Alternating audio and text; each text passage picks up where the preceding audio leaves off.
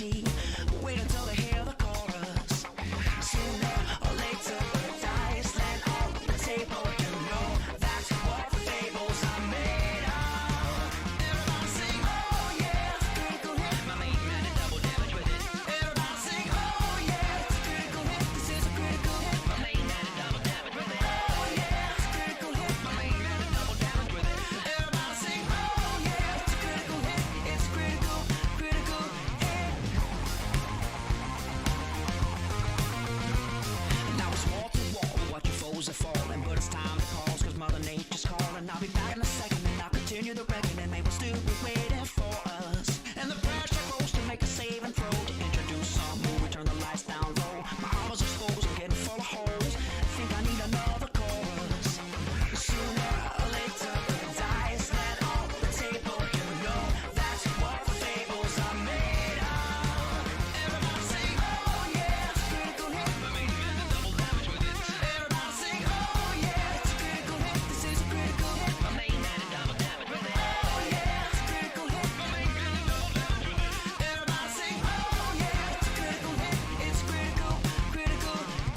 That ain't how we roll. Oh no, it ain't stolen. We on a roll.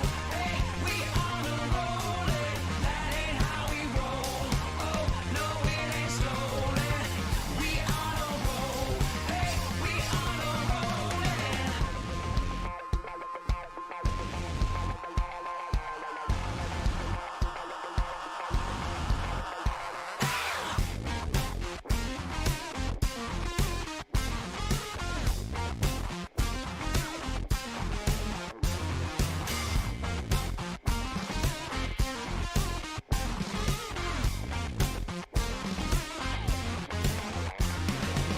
Sooner or later, the dice land on the table. You know that's what fables are made of.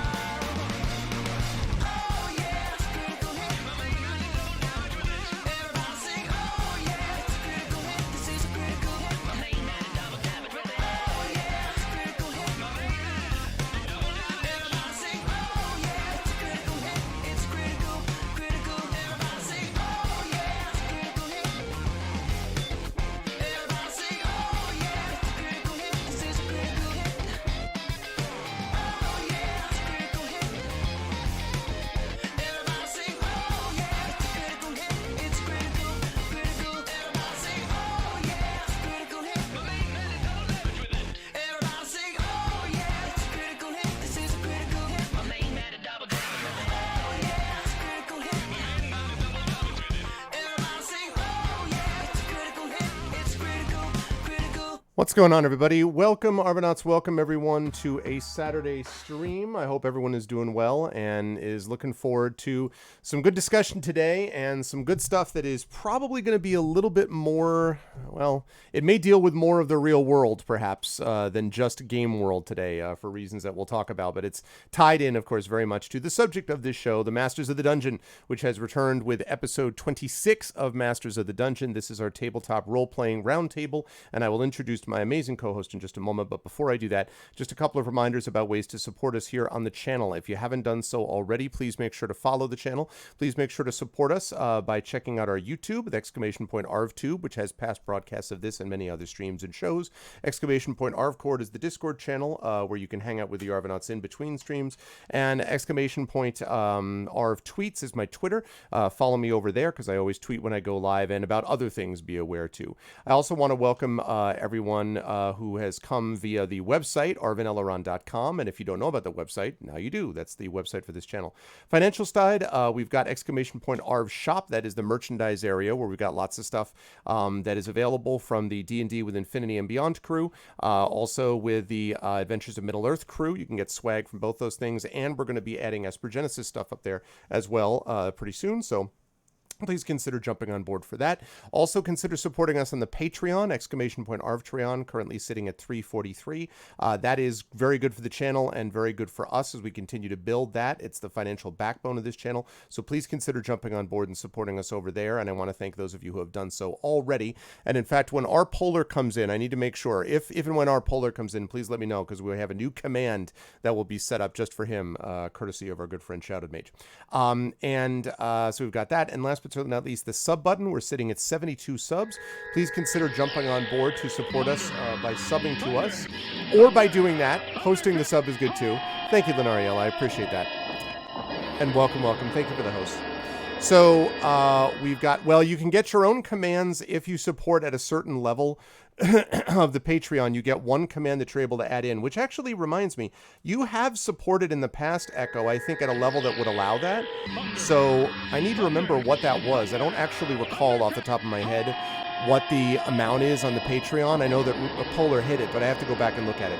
It's 10 as one of these, and there's a few others. Yeah, I don't remember if it's that one that I have the tier set at. I don't recall. It might be 50. I don't remember. But anyway, I should double check and take a look. But I know that he hit that level before.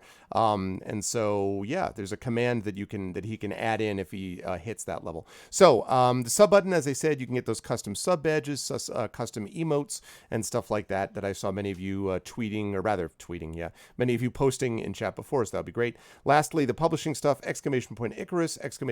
Greyshade KS for details about the Greyshade Kickstarter, Icarus for details about my Icarus and Jelinek graphic novels coming in June, and ! Library for Tales and Tomes from the Forbidden Library, print form of which is coming out very, very soon. Schedule-wise tonight, we've got Masters of the Dungeon, and then we have got Kingdoms of Amalur Reckoning as we continue with that really fun game. But that is going to be down the road. So before we go any further, I'm going to introduce my amazing co-host, and we're going to jump over there now to show that you are looking at. Once again, it's true. We did it. A Masters of the Dungeon has returned. It has not disappeared into that good night. And of course, I am joined as always by the amazing little red Dot as we come to the end of May. Dot, how are you doing? How's life in the universe? I mean, we were talking before in the green room beforehand that life is really, boy, it's so crazy right now, y'all. It's crazy. But how are you doing in general terms, Dot? In general terms, I am doing fine. I'm physically well. I'm safe. So I guess you could say I am well and privileged. And privileged, yes. Boy, ain't that, yes. Privilege that I happen to share out of no doing of my own, so to speak. Yes, we are, and it is good to see Dot here. Of course, Dot is, you tell them what you are, Dot. I mean, they should know. But I'm a Dot. You know, yeah, No, I'm Little Red Dot. I'm a Twitch streamer and a storyteller. I play games. I roll dice. Here sometimes, other places sometimes, including my own channels. So check it out. Yep, and Dot and I have a lot to get to in a busy MOTD show today, so I want to welcome everyone in.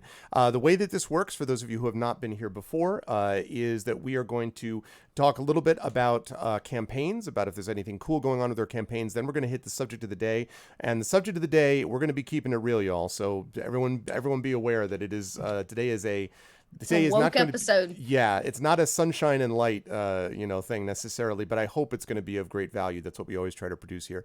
Then we'll talk a little bit about our product review, and I actually am going to be doing something a little fun today because I have an old school one that I found in my basement. So technically, it's not a real new product, but it's an old product, and I completely forgot that I had this, and it was pretty cool looking at it. So I will show it off in a little bit, and then Dot will do. I don't even know what I'm going to show off, y'all. I was going to say, and then Dot will have to come up with something, that looks awesome. You've got to have some in your bag of tricks there, Dot. That's got, I know. All right. Let me see what I can't We will see what happens. All right. Let me see what I can't do. And then Q&A from chat, and then we'll have wrap up. So, but before I do that, I do want to make one other quick comment, or just one quick note about a positive thing, and that is that the Nebulas, which are Fantasy and Science Fiction Awards, are going on tonight in virtual form, and we have 3 people that are actually, no, 2 people. Now, oh, wait a minute. Now I just realized to my horror that I don't remember if This Is How You Lose the Time War was nominated for a Nebula. It had to be nominated for a Nebula. Let me check.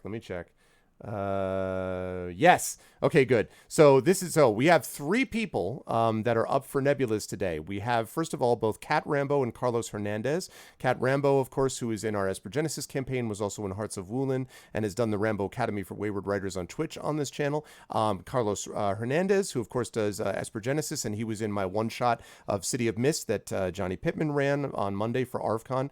And so Carlos is up for a Nebula, and Amal El-Matar is up for a Nebula, because This Is How You Lose the Time War is a finalist for the Nebula Award for Best Novella. It already won the BSFA Award for Best Shorter Fiction. It's also nominated for the Hugo Award for Best Novella. So we have three people and friends of the channel and friends of mine that I'm very excited for. So my thoughts are with them, and in a world where a lot of crap is going down, that's one thing which is definitively not crap. So I'm hoping for the best. It's a great ballot. A lot of good people have been nominated, so good luck to them on the Nebulas and all that kind of good stuff. Yeah, thanks, Trish.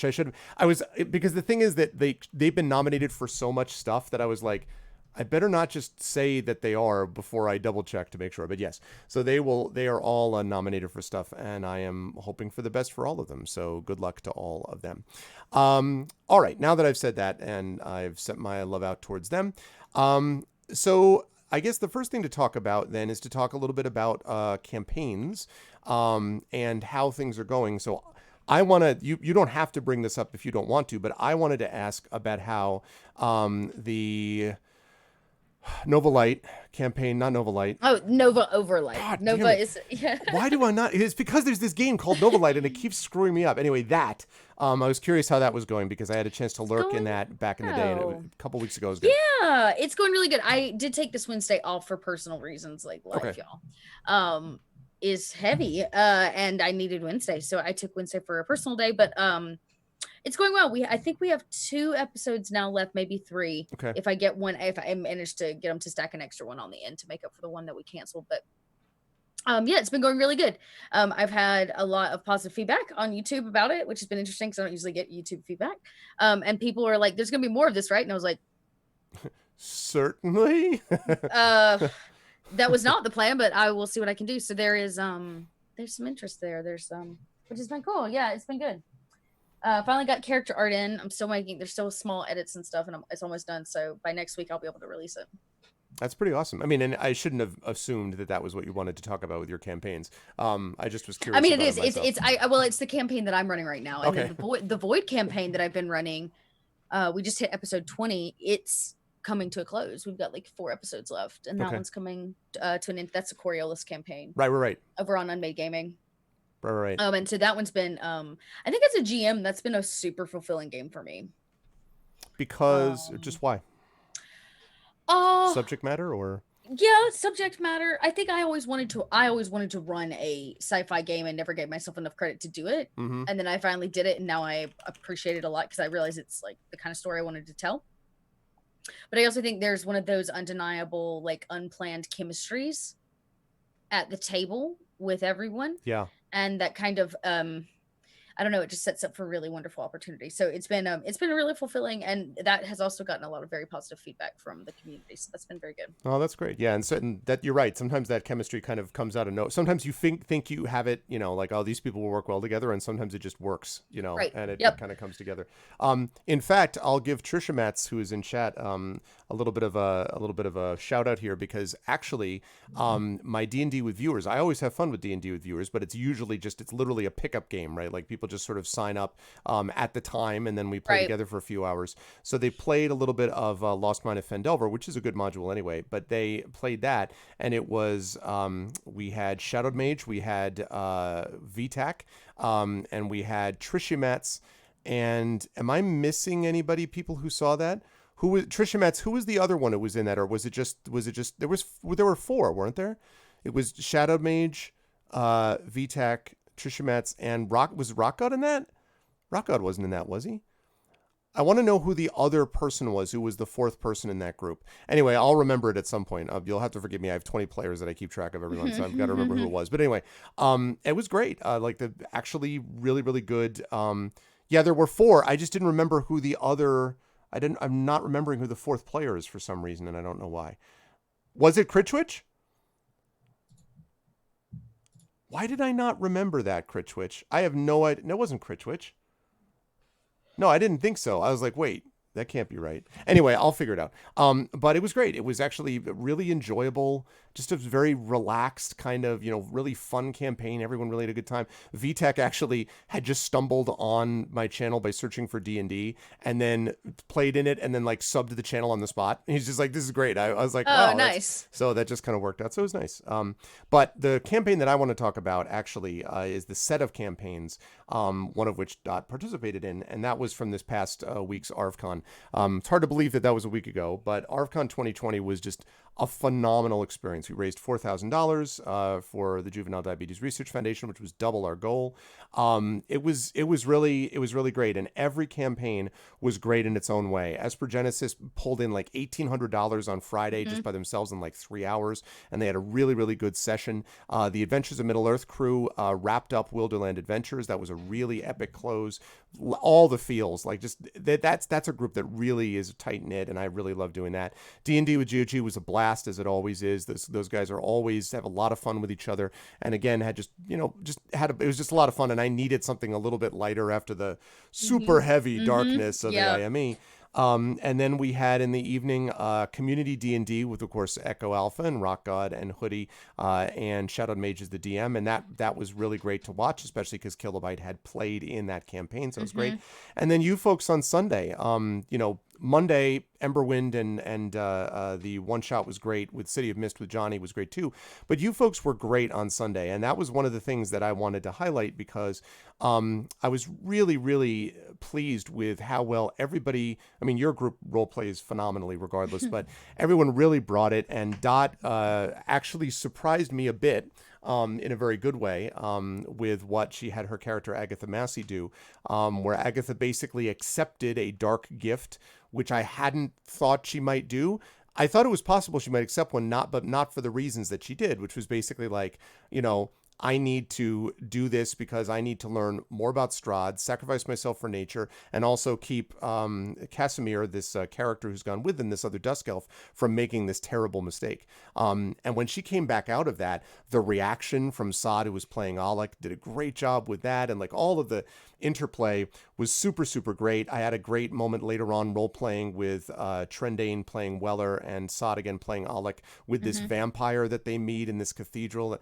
It was one of those things that just makes you like 8 hours just blew past for me, just because it was so much fun. So I wanted to give credit to all the players, and because Dot's here, I will give her particular credit for really doing a great job with Agatha in that campaign overall. But that was really great. So thank you. Yeah, it was a really good day of RP, and I mean 8 hours is always. I guess 8 hours sounds more daunting. It didn't feel daunting. Yeah, like it like you said, it sped past. So yeah, it was a great game. Yeah. So much stuff. And we're finally out of that temple. Yeah, exactly. And you finally are actually leaving now, which is really great. But yeah, that's because the heaviness of that. Yes.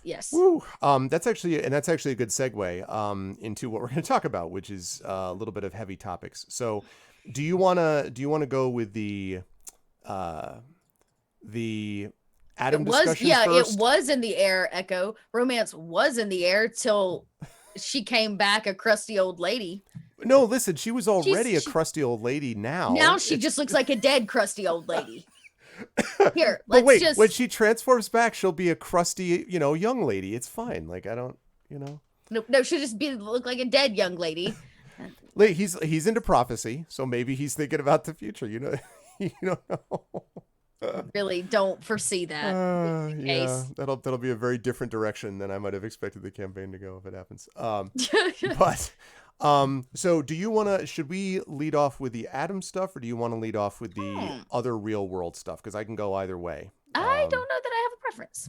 All right, let's I guess start by talking about the elephant in the room, which is the stuff that's going on in the world at this very second. Because both Dot and I live in cities that have currently been dealing with riots and looting and protests, and much more of the latter than the former, although you can't always tell that based upon the way things get covered. But there has been violence across the country. I talked a little bit about this last night as a consequence of reaction to the murder of George Floyd, an African American Minneapolis native, killed by police, white police, again.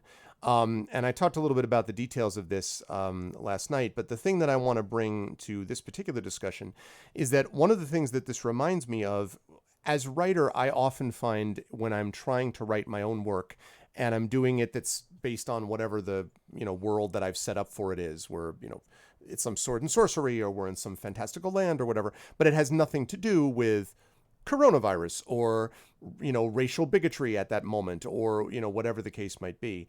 And I find sometimes, especially after COVID hit, a lot of people talked about how difficult it was to kind of get engaged in much of anything when the entire world around you feels like it's, if not crumbling, like radically different, right, than it was before. Like, how do you then go, all right, well, I'll just, sit down and write my book about whatever it's about.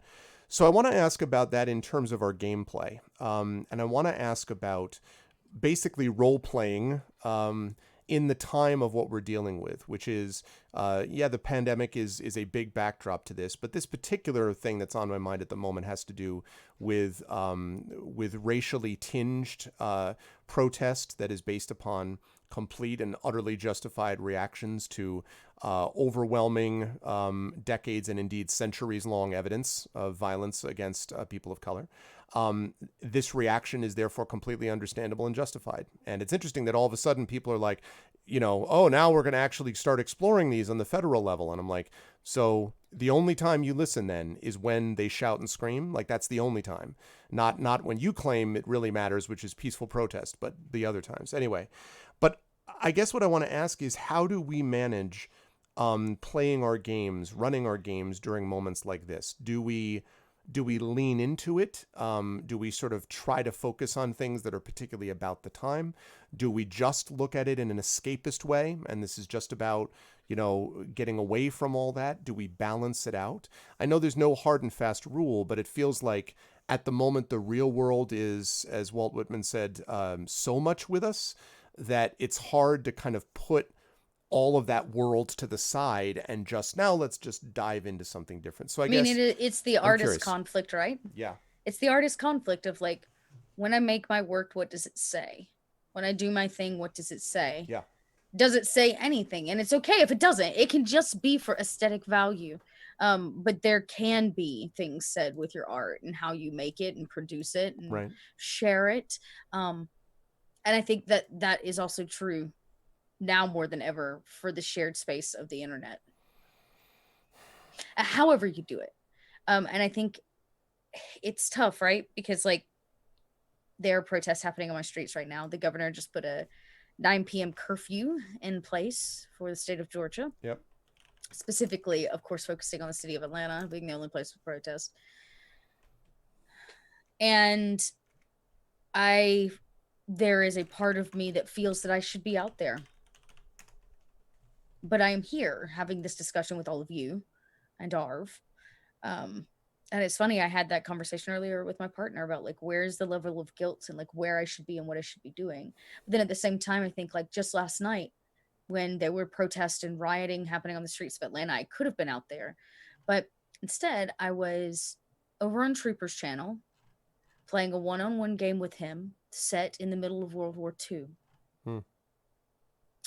We're a French resistance group, and it was my turn for my kind of one-on-one personal episode. Yeah. And it was an episode about my character kind of coming to terms with the state of France and the fact that she's German and left her country because it was invaded, just as every other country was invaded. Yeah. And I say all that because are we in the middle of World War II? No. Are things exactly parallel? No. But I feel like there is a level of ethos, or there's some kind of release that comes in us being able to share in stories that tell timeless tales of understanding between people, or like the things that we can share and understand over all of these years. It's still the same. Hatred is the same. Yeah. Right. police brutality. It was in the game just last night, right? Nazis being brutal to people on the streets, not because they needed to be, but because they wanted to be. Cruelty is the point, right? Cruelty is the point, right? And so, in my, I guess, rightful way, I'm out there telling stories that remind us of those things, and try to spread the word, I guess you could say, in a different way. So I don't know. I think our games have a place for that, if that's the kind of story you want to be telling. Yeah, and that's right, Arudnell. I mean, Jews instead of people of color, war instead of disease, very parallel. Yeah. Yeah, I mean, it's there's no question about it, and a lot of people have talked about how the current situation with coronavirus, in terms of its worldwide impact, is the equivalent of our World War II, right? It's a kind of generation defining event. Yes, event. Yeah. You know, and you could argue that we'd been through things like, you know, I'm a little older than Dot, and so I'd been through things like the fall of the Berlin Wall, and you know, I was alive at an old enough age to understand the impact of the Cold War, and feeling like we were on the hair trigger of Armageddon, because we were. But that was a long overall sort of broad process. And I've talked about this before, about how a lot of the best 80s stuff that captures the weirdness of that time is because you're living in a time where you could have everyone could be vaporized tomorrow. And nobody really thought about it that way at the time, but that was really what we were dealing with. But that was a different sort of slow burn. We're always right on the edge of sort of popping over. It's the sort of age of paranoia, right? Whereas what we're talking about here, at least with the pandemic, was this big sort of spike, you know, this event that within a 4-month period sort of consumed all of us in terms of how we're dealing with things. I think the interesting thing with the sort of stuff concerned with the current, you know, the protests is that I wonder a little bit too, and what you did last night actually is sort of staggeringly prescient. I mean, like it's 100% connected, obviously, to what's going on now. And I'm curious about that, because that strikes me that, you know, you didn't have to sort of fish real far to find a connection there.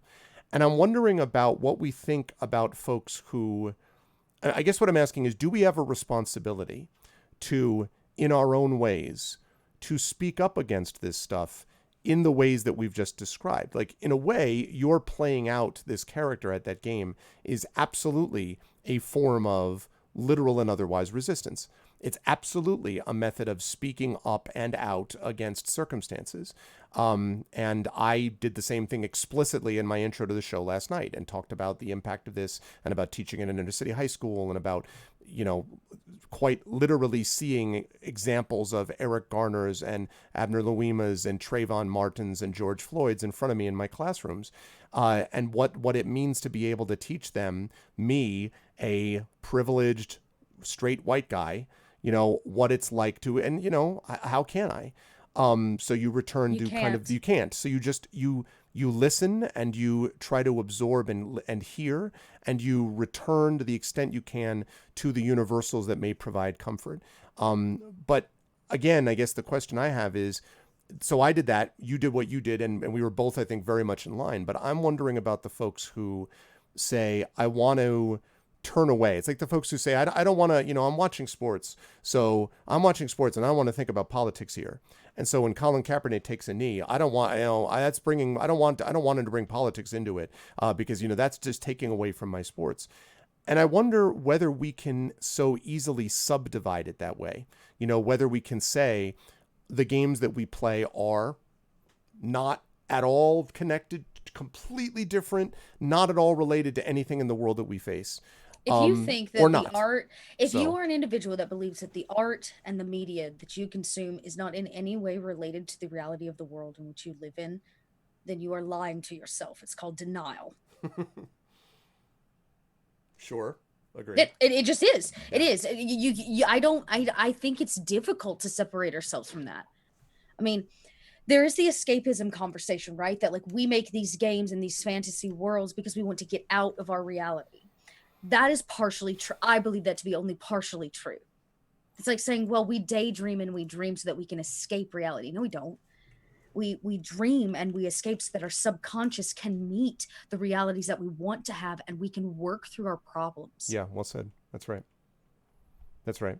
And our ideals always have to our realities will always trail the ideals that we set, right? So if Yes.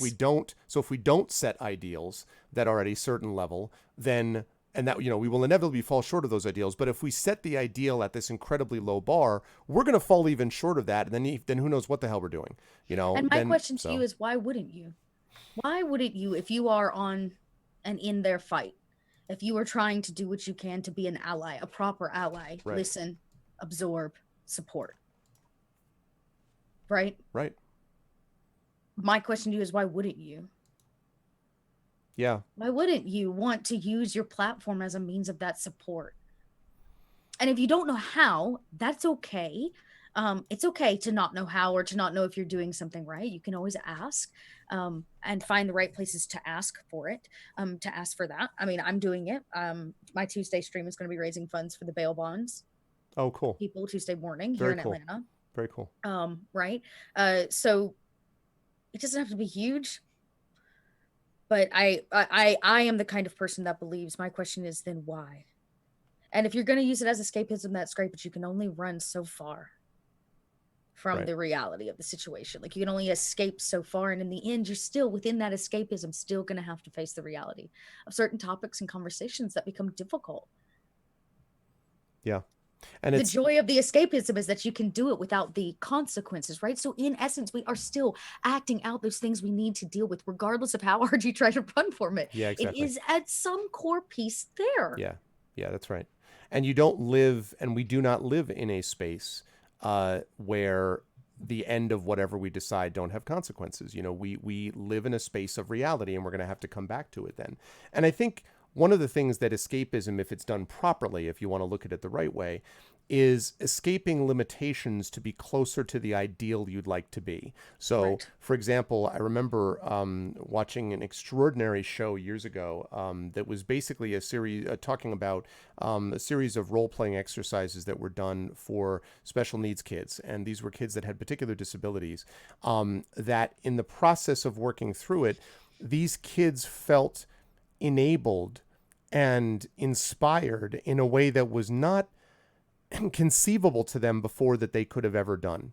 These are not kids that, and it's easy to say like, oh, you just play games with it. No. It was the particular Monopoly wouldn't have cut it, right? Like Right. it's the particular form of being able to imagine themselves in another way, and to especially being able to imagine being able to invest themselves with what they in reality already feel, but can't express in a way that people will hear, or express in a way that people will accept, or express, right? This was a way for them to act as heroes, which they already are in reality in their minds, right?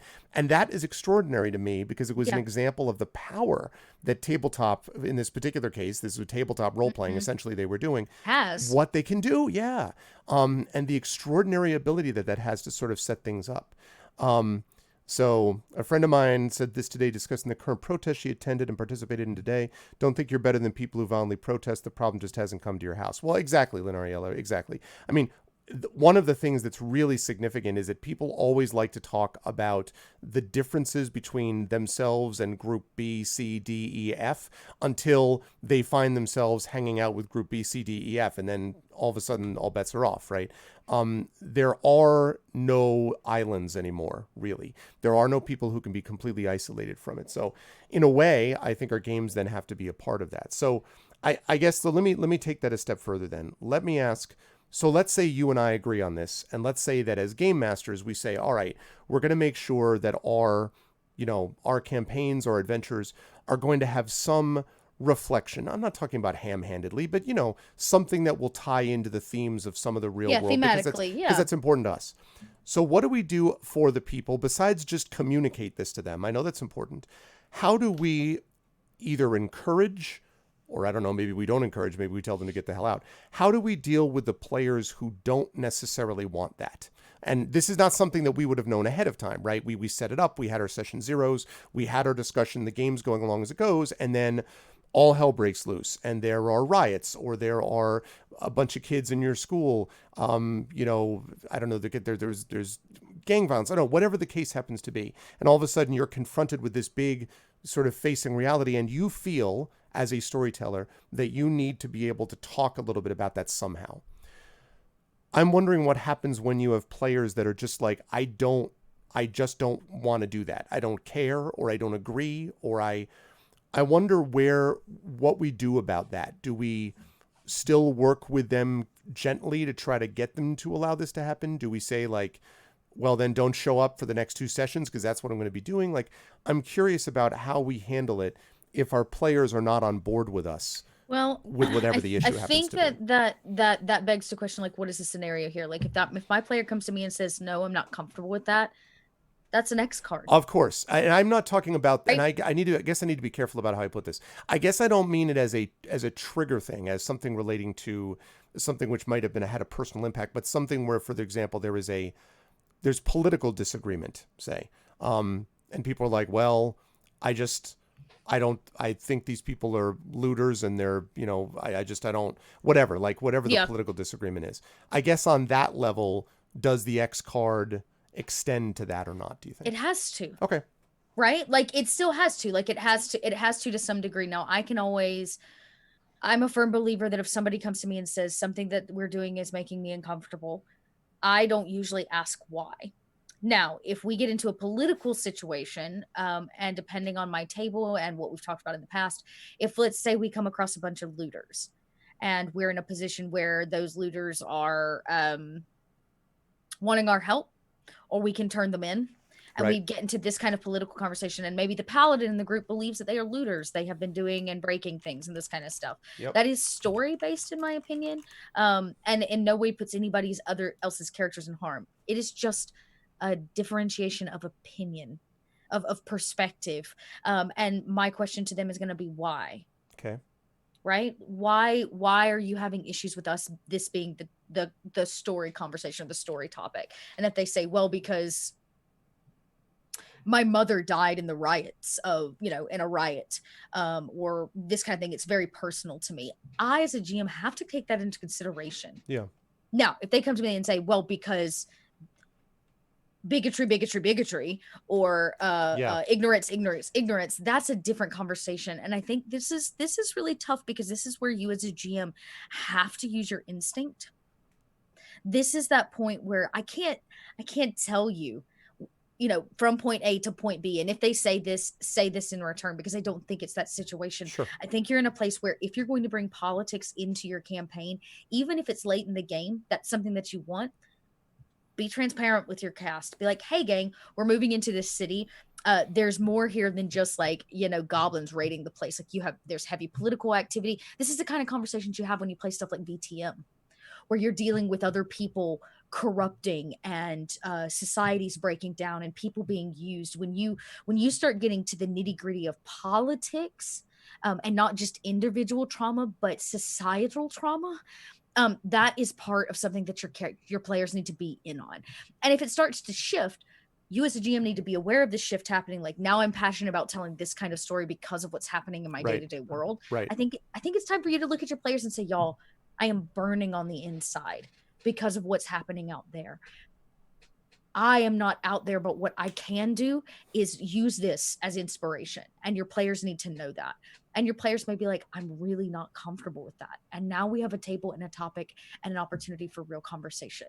That's not based on an X card, but that's based on a place of not running from the conversation, like we talked about, right? Which is what a lot of that denial is running from conversation. Yes, and which helps kind of prevent us from going down that road of D&D has nothing whatsoever to do with the real world, or given tabletop role playing situation has nothing to do with the real world.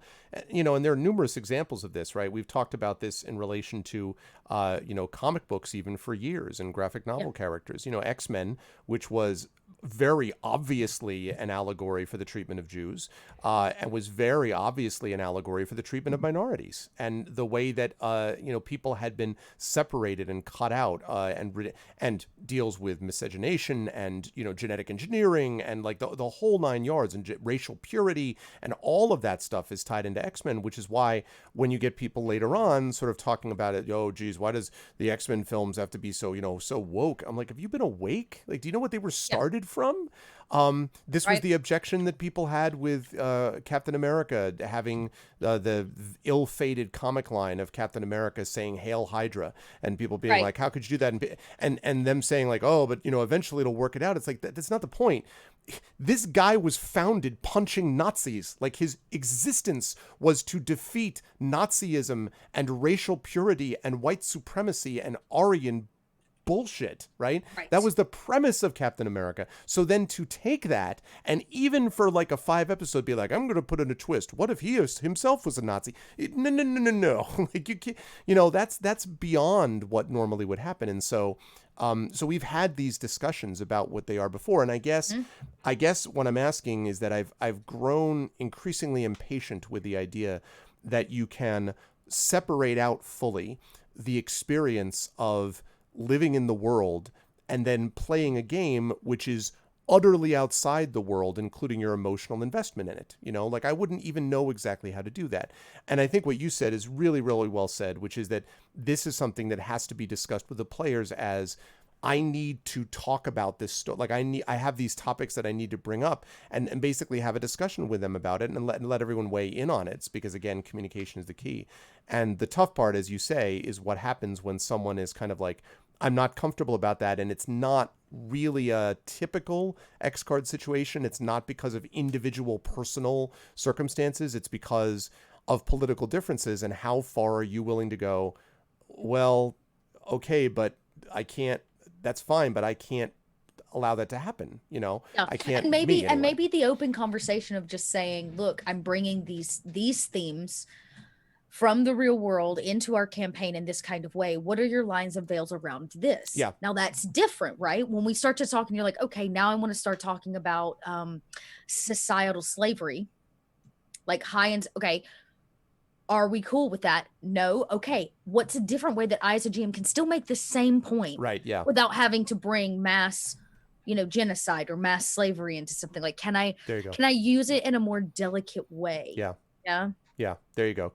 Because there is, I think, and that's the nuance that needs to be represented, because I don't think the answer can just be, okay, fine, well, then let's just go back to slaughtering orcs. Right. Like that there has to be something that also ties in your desire as a storyteller. Yeah. But yeah, you're right. I mean, nuance definitely, and highlight and passion.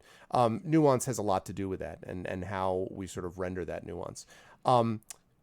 So a further question about that, what happens if we have two players that have differing opinions about this? So we have, 4 players and 2 of them just go along to get along. They'll do whatever. And you've got 2 that are kind of one pretty hardcore, I don't know, conservative, whatever, who doesn't very law and ordery, let's say. And then one person who is, let's say, a person of color or someone who has personally experienced police brutality and violence. And, that subject hasn't really come up before, but now, boy, howdy, is it going to come up with a vengeance.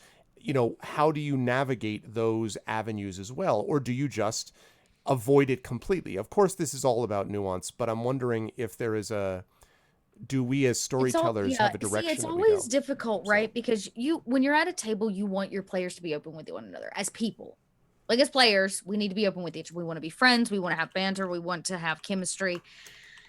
And so we walk a fine line, because how frequently and how often do we say the choices of our characters are not the choices of our players? Right. Do not hold it against a player for what a character does. Right. But when we make space for our personal politics to flavor a character, now it becomes difficult to make that differentiation. And that's something that has to be considered. Yep. Which is why when you have this conversation around the table before gameplay and you're trying to figure out, and maybe there is a differentiation, somebody feels this way and this way, does their character feel that way? Yeah. Does their character feel that way? Yeah. Because I'm not asking you, and that's hard to step out of oneself and be like, oh, this isn't about me. Yeah. Is one way to potentially handle it. But if things are too heated, my question to that GM would immediately be, is this the way to make your point? Yeah. Right. Trump wants to make a point with this wall. Right. He keeps harking up this wall. No matter how many people fought him on it, no matter how many people disagreed that it was a bad idea, he still just wanted to build that damn wall. And it has to be done this way. This is the only way that we're going to achieve what I want, which is to keep immigrants out. Okay. Yeah. Which we all know is a lie. That headstrong way is the same headstrong way of a, say, GM. I have to show the societal and racial issues within classes in my system by making it riots on a street. Yep. Okay. Has to be, right? Yep. But does it have to be? Right. There are so many other ways for you to layer those same themes in. And I remember one of my art teachers said, I can remember this so vividly. She you know, was like, but this is my idea. This is what I want to do. I can remember she came over and I said, I can feel it. My instincts tell me this is what I want. And she says, never trust your instincts. And I was like, everybody says always trust your instincts. She says, yes, well, they trusted their instincts and lied to you. And she walked away. And I was like, okay. But there is this fact of like, sometimes the first idea is not the best idea. Right. Sometimes your idea is not the best idea. And sometimes your gut says this is how it has to be done. And sometimes your gut is wrong. Yeah.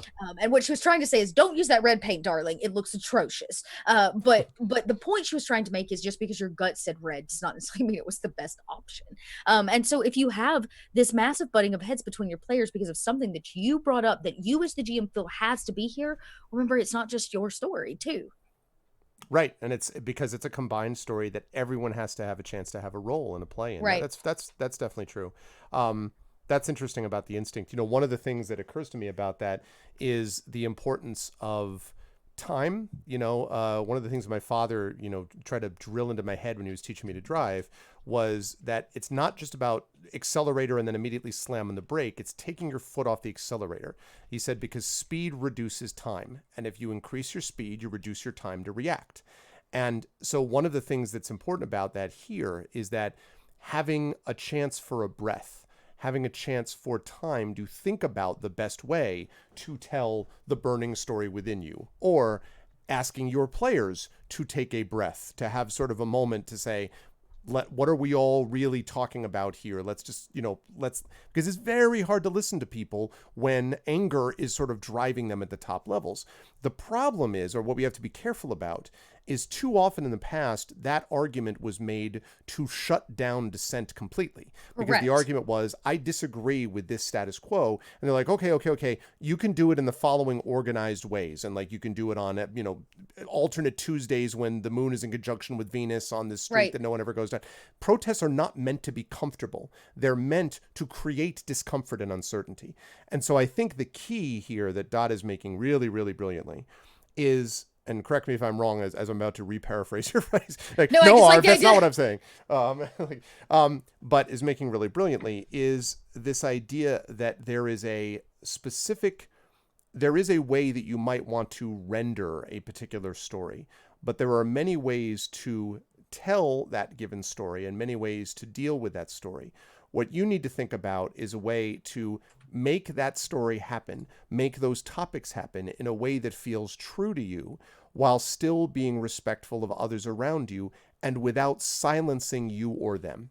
And the way to do that in a lot of ways is to make sure that the world and the relationships within the world are broad enough that you can allow that to exist. For instance, one of the things that drives me up a wall when I read particular fantasy novels or stories, or when I'm looking at others in the genre, are ones where fantastical cultures are represented as monolithic. This is absurd.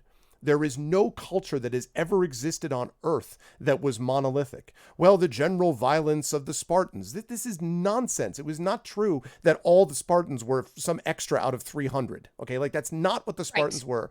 The Spartans were great warriors. They also happened to have a lot of great artists and philosophers and thinkers, and they had a lot of people who spent their time thinking about peaceable activity. This is not true that every Spartan walked around dressed in full armor ready to kick someone into a pit and go, this is Sparta. Like that is not how it was. Right. And yet we have this tendency to create this monolithic belief about the way that cultures operate.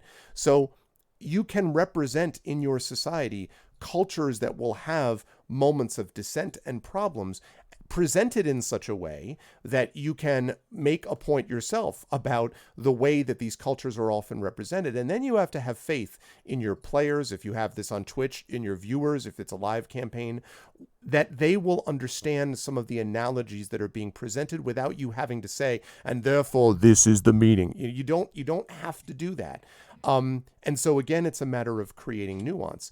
But I guess what I'm asking for, or what I'm sort of pointing to, is neither avoiding the subject and saying, I don't want to talk about, don't get your politics out of my game, or I want to talk about this given subject, but only in this particular way, because neither of those options ultimately is fully satisfying and prevents us in a way from moving the ball forward, from moving the ball down the field and being able to talk about things that do matter to us, but do so in a way without alienating everybody around us. So nuance, I guess, is part of the point that I'm making there. 300 is a great film. The end. It is a great film, but it's a film. I mean, that's the thing that I want to, yes, but it's a movie. It is not a docudrama. Okay. And that's really the difference. Like Leonidas, a great king, but like Leonidas, that was not all the Spartans were. And so we run a real risk of kind of reducing things to these kind of binaries that I think are very dangerous in this way. J-Rab, yes, that was the other one. Thank you, Trisha Metz. Good grief. I don't know why I couldn't remember that. I should completely, because I played a bunch of stuff with Jay. Yes, thank you, Trish Metz. Yeah, Jay, VTech, Shadowed Mage, and Trish, who were great and had no such problems with each other because it was a nice game about, dealing with goblins and, problems on the Phandalin frontier. But anyway, but yeah, so I guess the thing is they're sort of focused on nuance and stuff like that. Now, one other question, Dot, for you, since you're answering all of these brilliantly. My other question is about dealing with this with viewers. So if you've got a campaign that's live, and if you've told them this is going to be a serious campaign with, serious issues that will come up, and, the following things may be brought up as subject matter. Once you've done all of that, what do you do if you and your players are on board with presenting a given story, but you note that the story itself has controversy associated with it, i.e. you're going to talk about the process of looting, or you're going to talk about, I don't know, racial injustice, and you've got a number of people that are not necessarily comfortable with that in your viewership to let you know. I'm wondering how you navigate that. Well, or do you just tell them to pound sand? I have an answer that chat's gonna like, and I have an answer that chat won't like. Well, do the one that chat won't like first, and then as they prepare to run, you give them the one they do. It's not your channel, chat. Oh, dang. I started the Dot Lot because it was a place where I wanted to tell stories that I wanted to tell. It was my platform to start. And then I invited people in that I love and I trust. And I believe part of the reason the Dot Lot is the way it is because I've built up a community that shares similar visions and views to mine. And not all the time. Not all the time. And I recognize that. I can't expect that. That would be ridiculous. But that being said, I will always give you a warning. Right? Like I will always have a content warning on any content that I feel like is going to be dark and heavy. Like for example, one of our Overlight campaign, one of our Overlight sessions took place in a morgue and had to do with a lot of death and talking about a lot of death and the passing of responsibility through death. And I made sure that everybody knew at the beginning that this episode's theme was death, and that we would be dealing with that, the loss of somebody, family, grieving, these things, because those are triggers. So it's on me as the owner of the channel to tell you what to expect. If I'm going to have a very racially charged episode, and my players and I have agreed on it, I will let chat know. For every Saturday on Roll4 before we start BTM, we have a nice little disclaimer that's like, we are playing horrible vampires. We do bad things. This is not a game about us helping people. This is not a game about us doing good. This is a game about us losing our humanity. There will be no sparkling in this episode. Right, exactly. There will be no sparkling here. So it's about us losing our humanity, but it is not about the players. Right. These are players making choices as a character. Blame the character, not the player. So there's always a warning there. And if you in chat hear the warning and it is not for you, I'm so sorry that you may have to step away. This may not be the story for you, and it will never hurt my feelings for you to go listen to a different story. Not every story is for every person. Right. And the unfortunate thing is I'm not going to tailor the content that I feel is so necessary. that I, as a creator, burn to tell, because I got to this point because I stopped letting people tell me what I could and could not make. Right? I left theater because I was so tired of asking permission. It is the only art form where you don't get to just make. If I'm a painter and I want to use red paint, I'm going to use red paint. I don't have to ask anybody's permission to do it. Theater is the single art form where I spend all of my time begging to participate. And I swore when I came to Twitch and started doing this that I would never beg to participate again, and that I would make a place where other people could participate without having to ask, where they felt comfortable, where there was no expectation. And I continue to keep my channel in that place. So if I have somebody that comes into my chat that begins to tell me how I should curate my space, then we have an actual value issue based on who I am and the channel that I have. Yep. But if it is about the content that I'm bringing, I don't think that it's wrong to say, I'm so sorry that this may not be the content for you, but this is the story we're telling tonight because I believe this story needs to be heard. And if you don't like that, it is on you, chat, to protect you. To protect yourself. I've given you that warning. I cannot protect you. My therapist would say, Dot, you cannot control everyone and you cannot keep everyone safe. You can only do what you can do. Control your actions and not the actions of others. So all I can do is give you the information you need to make a valued choice to keep yourself safe. That's well said. Now you said there was stuff that they won't like and stuff they will like. They won't like me telling them to leave. Okay. What's the part they will like? Well, the part you will like is I'm going to give you a warning at the top. So it'll always so that be you warned know ahead of that, time. so you'll always be warned ahead of time. Okay. That's good. That's good. I'd also add to that I've talked about this quite a bit with Curse of Strahd, which one of the nice things about having that allows me to sort of build in the fact that it's Curse of Strahd and by definition will be dark all the time. So there is a lot, there's nothing but trigger warnings in a way in Strahd. But one of the things that I like about this campaign that's allowed me to sort of learn something about myself as a game master is that I traditionally have been very conflict averse. Like I don't like angering people. I don't like people getting angry at each other. I hate that with a passion, right? Like I try to do everything I can to minimize that. And yet the reality is that communities and communication also have to involve people getting pissed off at each other at times in a way that doesn't lead to everyone, blowing up and leaving, but that does lead to people being connected to each other in the end. And that means sometimes they have to confront each other at first. And this campaign has had, and there have been cases in other campaigns as well, but this campaign has had many challenges to my conflict avoidance point. And we've talked about this with Dot and Rob. Rob is very GC Darkside Rob in our Curse of Strahd campaign. Rob also is very conflict averse. And yet Rob has had multiple occasions where, his character, Mason. He goes and picks the one person who is not conflict averse in her characters. Yeah, he always picks the fight with me. That's it. Well, and before it would end up being fights that he'd get into with Tren's character of Fifely Harper, who was not conflict avoidant either. And so I think there's something instructive there about why that keeps happening. But I think the thing that was really important there was I have to be able to allow that my own discomfort to go and feel it and then recede, recognizing that those players are mature enough to A, recognize that players are not characters, as Dot has said many times, and B, that having this will allow others who are watching it to understand how to negotiate conflict.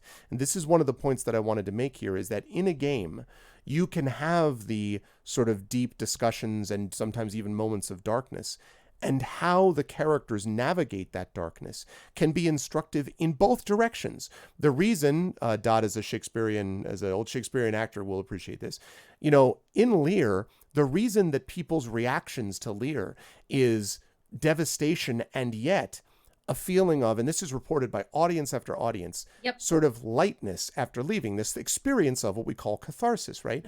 The reason they have this is because they've just seen what not to do right? Yes. They are not Lear. So they've seen Their this. minds are doing exactly what they do when they dream. Their Yeah. subconscious is trying to process and go, now I won't make that Exactly. mistake. Exactly. I feel so much better because now I know I'm not going to I'm going to do that. what that guy did, right? And so you can feel terrible for Lear, but you can also, and feel terrible for Cordelia in particular, and yet you can come out of it going, but wow, I can't believe that my way is the only way to do things, or I'm going to end up in a scenario like Lear, or whatever the case may be. And so, hence the joy of theater. But that's the idea of being able to process things by watching them play out positively and negatively, and having people. I know that Rock God, I believe, and some others, and I Rudinell too, have spoken about in these circumstances.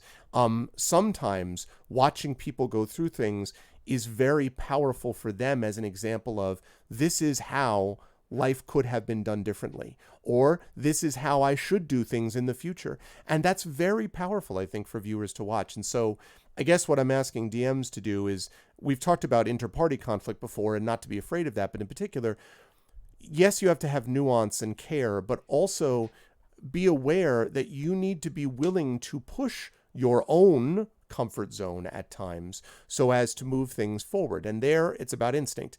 If the idea is, I need to push the comfort zone by going into something which is deeply traumatic in my past, I mean, you got to use that with very great caution and care, and preferably maybe under the supervision of a therapist, right? You need to be careful about how you do that.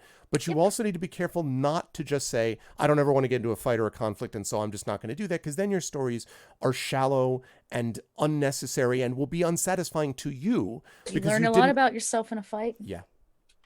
So there's a lot of very powerful moments that are there. So that's really significant. Your last campaign, your rogue versus the paladin had our friends sitting silent for several minutes after some scenarios. I wouldn't pull that off with anyone else. Absolutely, you have to know the crew. And I was talking here more about how the viewers in a sort of public campaign respond to what they see, and what our responsibility is to them. And I think that sort of balancing point becomes important. School had us push against her triggers a lot. They had therapist and security plus a padded room for the extreme cases. Well, yeah. I mean, so that's obviously, care. Well, and if they're planning to use it as a means of therapy, that's a different kind of storytelling too. Exactly. Somebody that's actually using it with purpose and strategy, which I did with my high schoolers. We played D&D, and I used it very specifically. So we had it's different than what I do for entertainment value. That's for sure. But it's and that had pedagogical purpose, for some reason that you were doing it, for sure.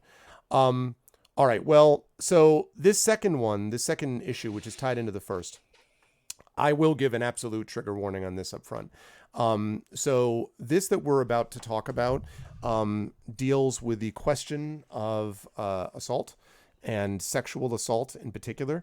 It deals with a very prominent role-playing game master, and Dot and I have talked quite a bit over the last few weeks about wanting to discuss this subject, and it ties into what we were just discussing, except not in a more broad race rights way, but in a specific don't ever do this kind of way, and why it's important to avoid this. But I do want to let everyone know up front that there is that, and so you might want to vacate the premises if this is going to be, if there are particular triggers for you around the questions of sexual assault, because again, it ties into what we're going to be discussing for the next few minutes.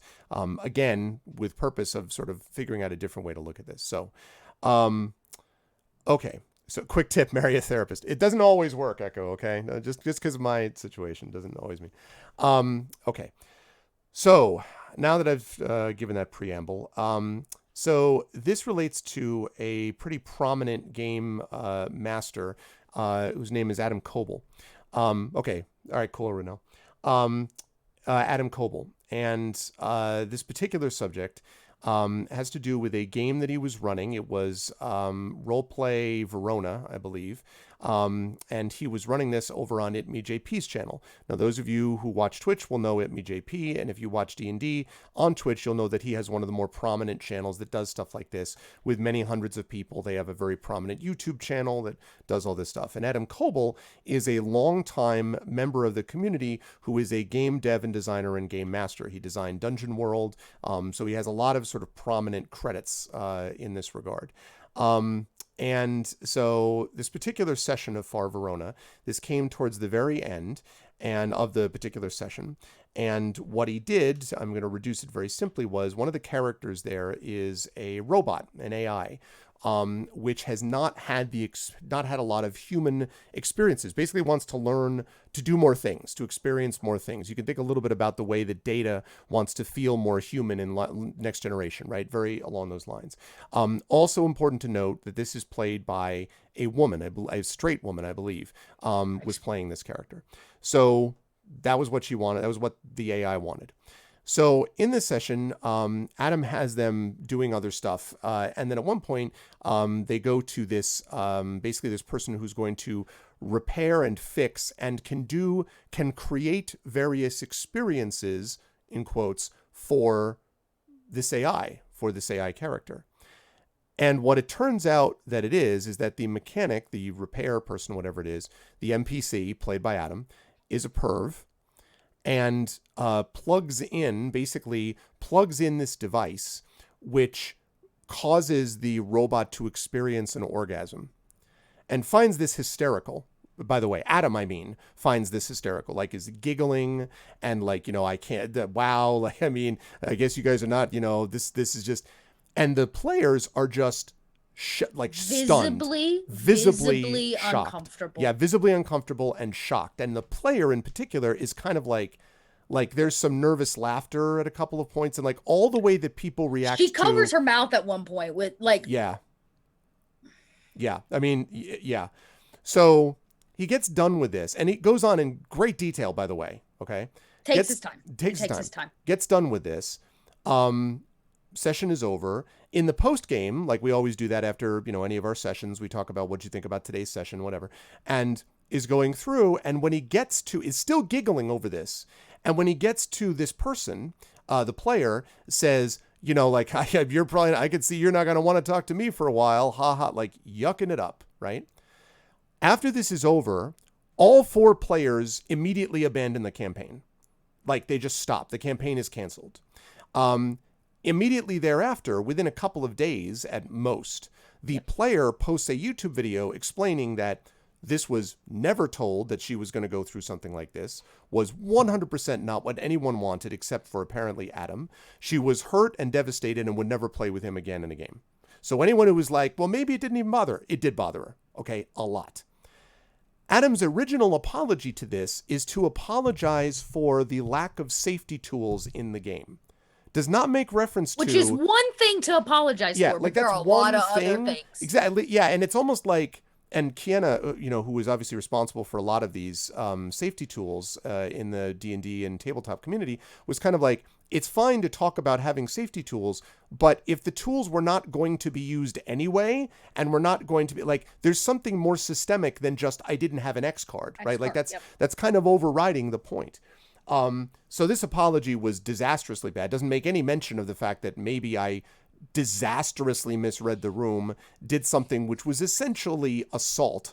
I mean, it was basically sexual assault. Yeah, they assaulted a character, in front of an audience, too. In front of 300 people, at least, who could not possibly have known that there was going to be something on this level, that there was no trigger warning, none of this, because clearly he wanted to make it a surprise, right? So he wanted the laugh. You wanted the laugh. He planned this, he plotted it, and he waited to deliver it in a way that he found humorous. Yeah. And Light and Passion is quite right. The player describes the character as mentally childlike, which makes this even worse. So it is. So let me just finish with what the summary of the event, and then I want to talk about, oh my God, my feels about this, and then I want Dot to talk about, oh my God, I'm sure her feels about this. But just so to finish up that subject, so Adam has now been, they've pulled a lot of places, have now pulled, including Roll20, have pulled their relationship with Adam, quite rightly.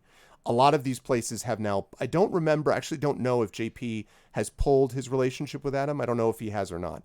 But either way, Adam has pulled himself back from DMing or GMing, finally came out with an apology, albeit on someone else's Twitter thread, but then finally came out with an apology where they're like, yeah, I have a lot of things that I have to work through and think about. You're damn right. And I need to, sort of pull back for a while. And I would say a long while. And this is where, this happened about, I want to say 6 weeks ago or so.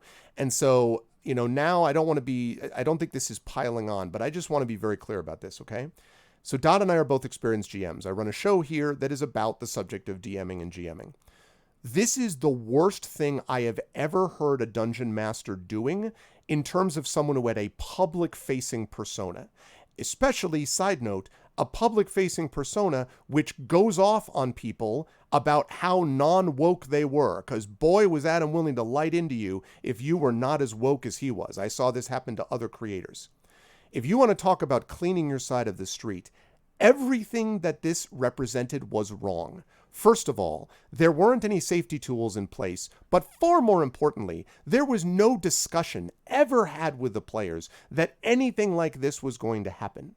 The minute that it was clear that, and there's a Zoom call, you got a video screen right in front of you, all you need to do is take 3 seconds to look and see that everyone is just blinking and staring at you to go, all right, guys, let's immediately veer off and go in another direction, instead of like literally just playing that out all the way through, and then giggling again as you're going through the post-game. This is not only failing to read the room, this is putting on blinders and turning on punk rock into your ears so that you can't hear anyone as they're screaming at you to stop.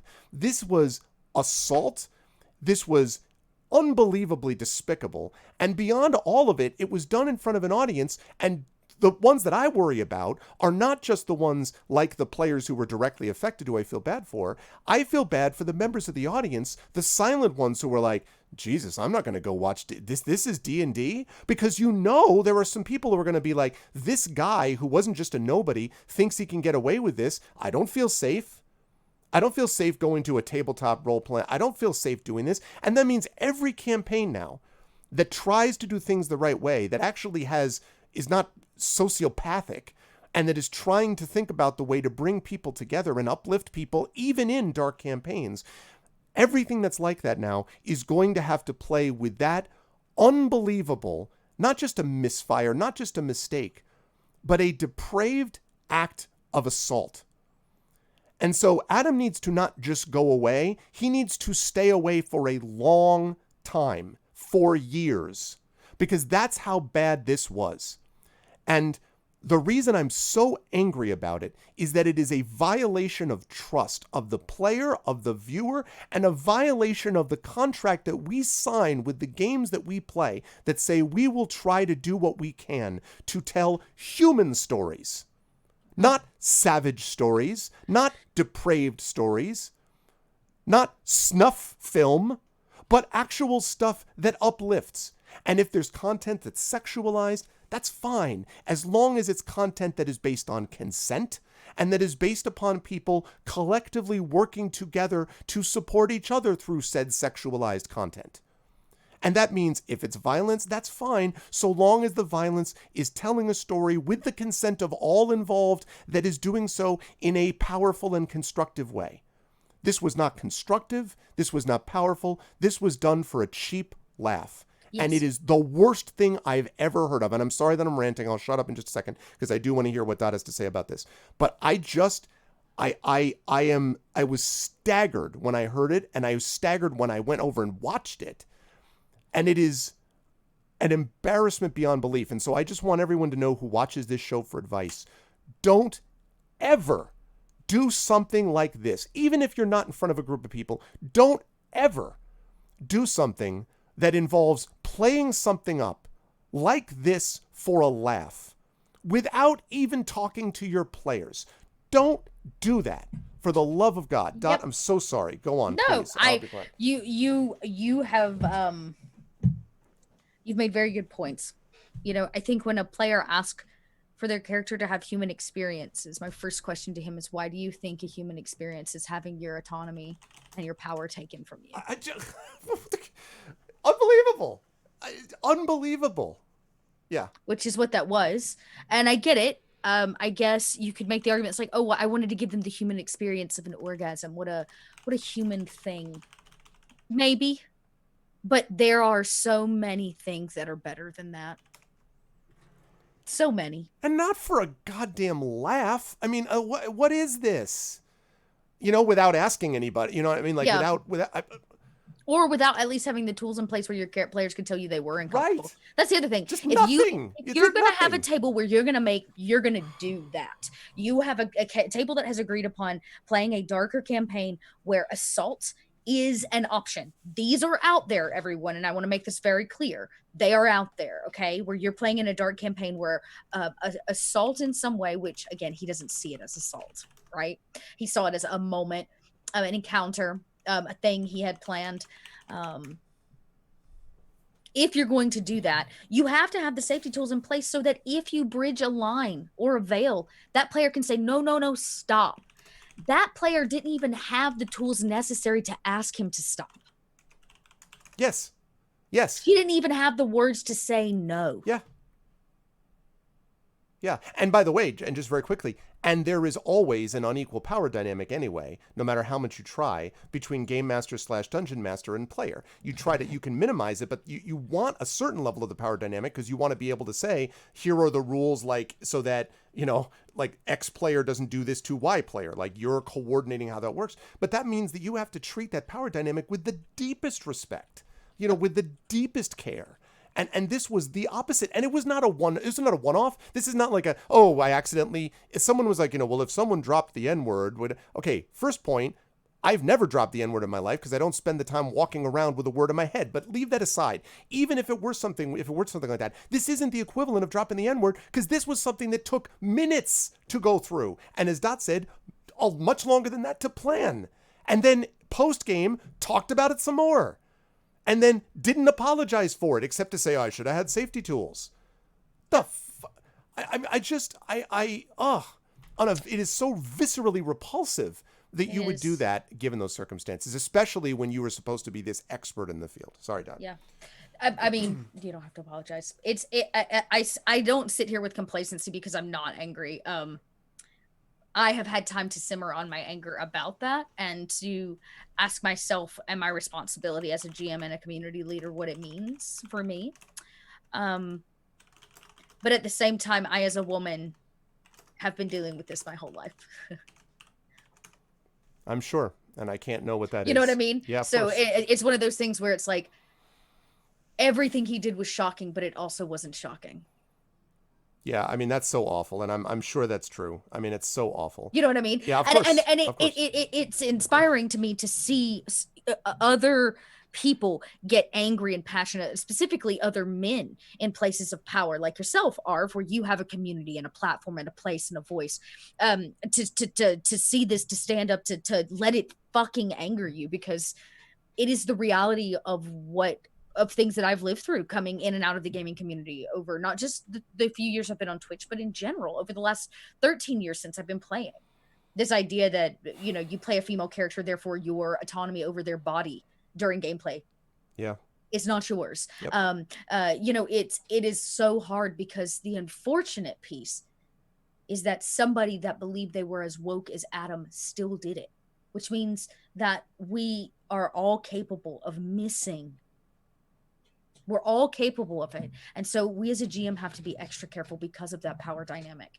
And now, granted, Adam went a bit far, and so I don't want to use this as a light example, but, it happens. Sometimes we say something that upsets a player. Sometimes we have these things. And if the power dynamic is so strong, or you don't have tools in place where somebody can stand up and let you know that they are uncomfortable, I really question your table as a GM and the kind of facilitation that you've been able to provide yourself and your players.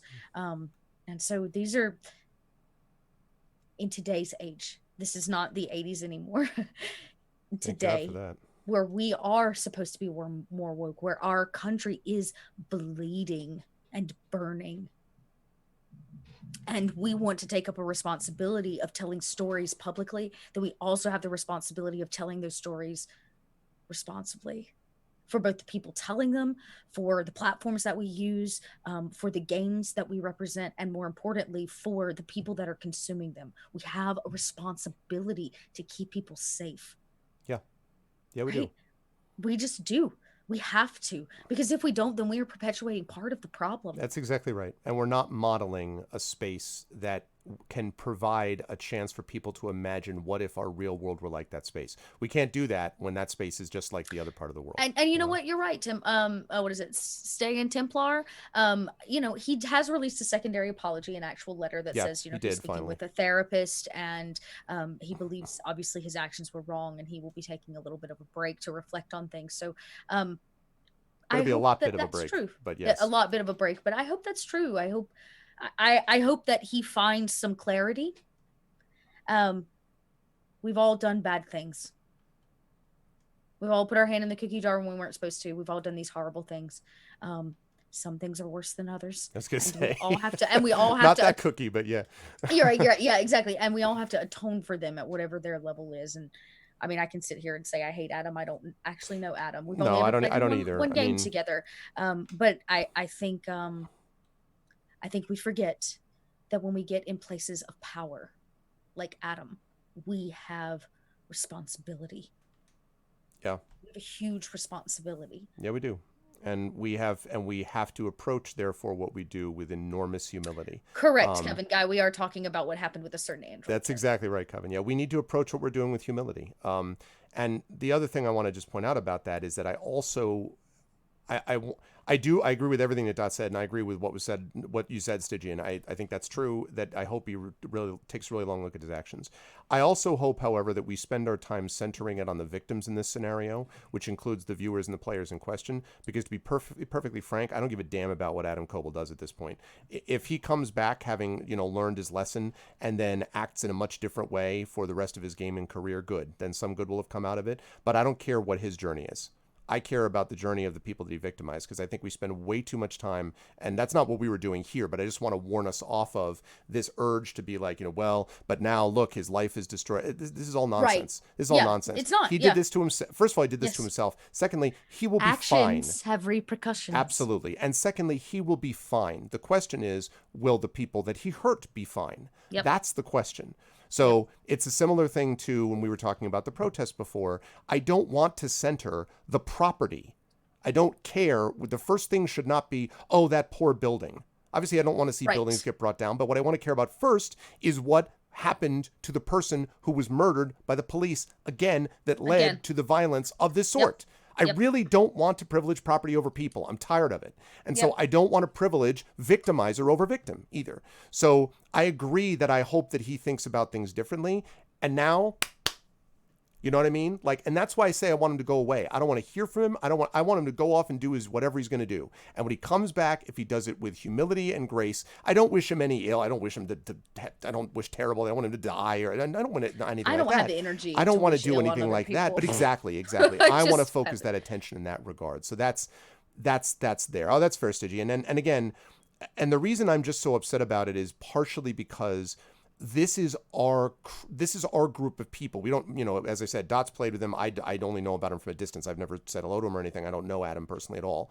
But this is part of the, I will not say fraternity, because that's unreasonable. It's more than a brotherhood, thank you. But this is part of the group of people that are DMs and GMs. And I think that is partly a sacred trust. I think it's an honor and a privilege to be storytellers in gaming. Correct. And that I was going to means, say the same thing. When you sit down at a table, you may think this is your story. It's not.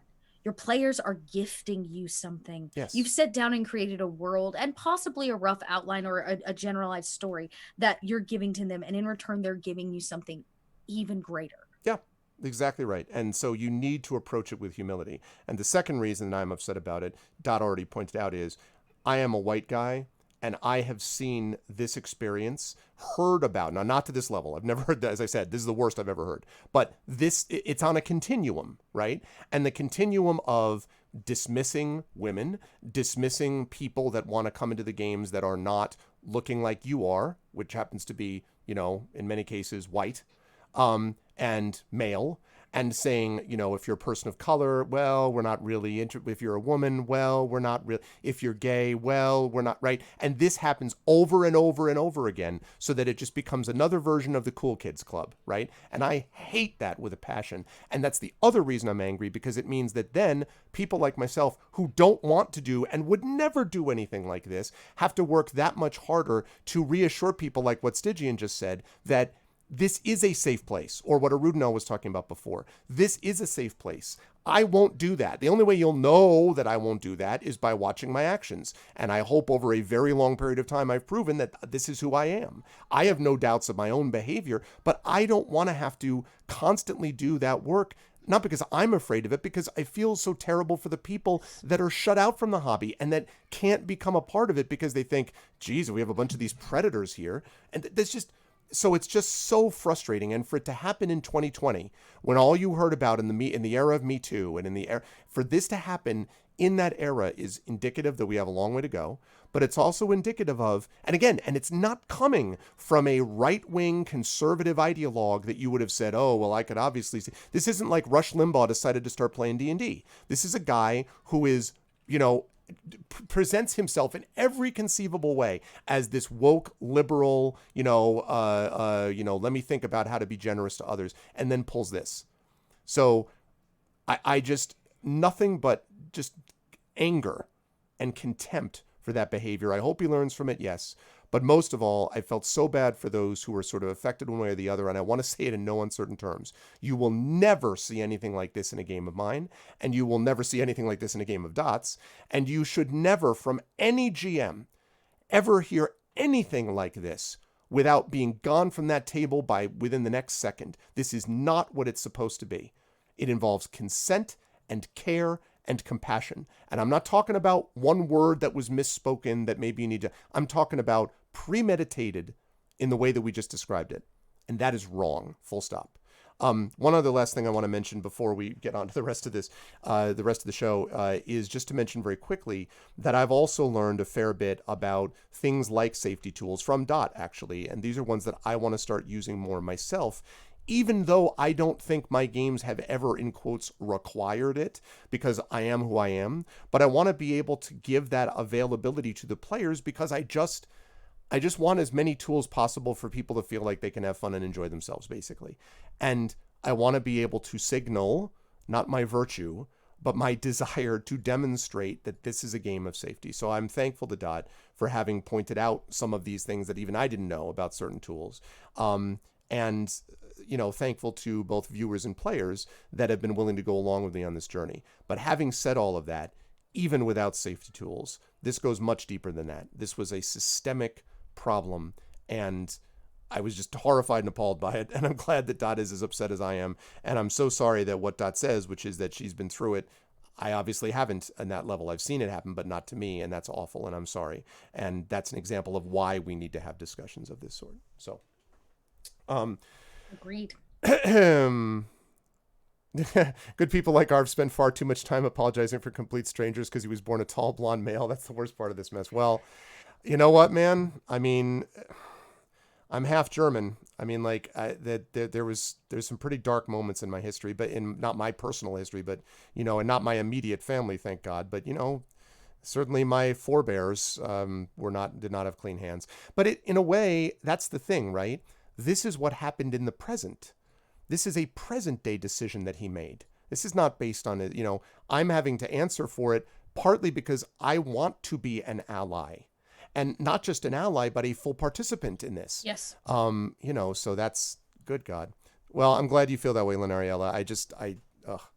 Just unbelievable. Unbelievable. Let me just jump up and quickly see, because I think there are a couple of other things in chat that we're seeing. And one other thing I wanted to highlight. Trisha Matt said, immobility and silence is a very real and powerful reaction to shock. So is nervous laughter covering anxiety, even trauma. Yes, the players did zero wrong in that scenario. That was 100% on the GM. They had nothing wrong.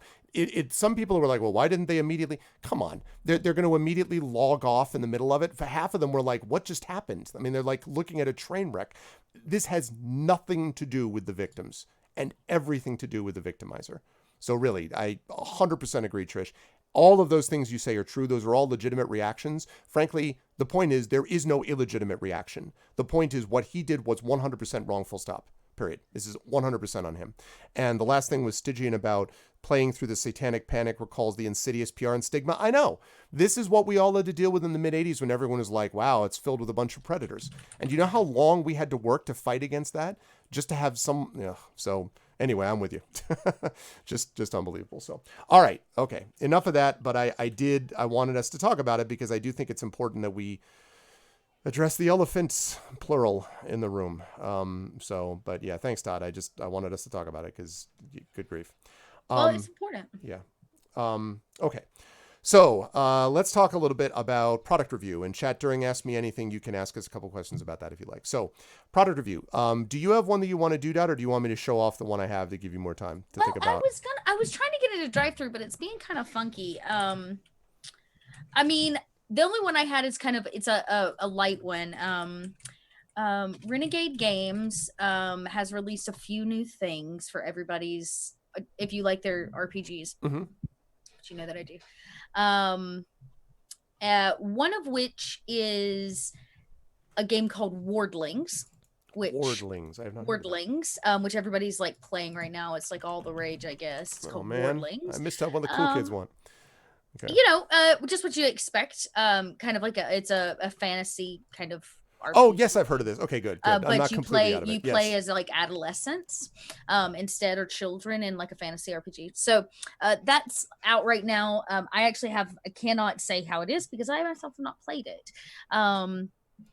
And then they have another expansion that has just released for Kids on Bikes. That is Witches on Brooms or Wizards on Brooms or something like that. And it is their like Harry Potter build for Kids on Bikes. Oh, cool. Yes. I'm taking a look to see. I believe that's correct. It's Kids on Brooms. Kids on Brooms. That's it. Yeah, there we go.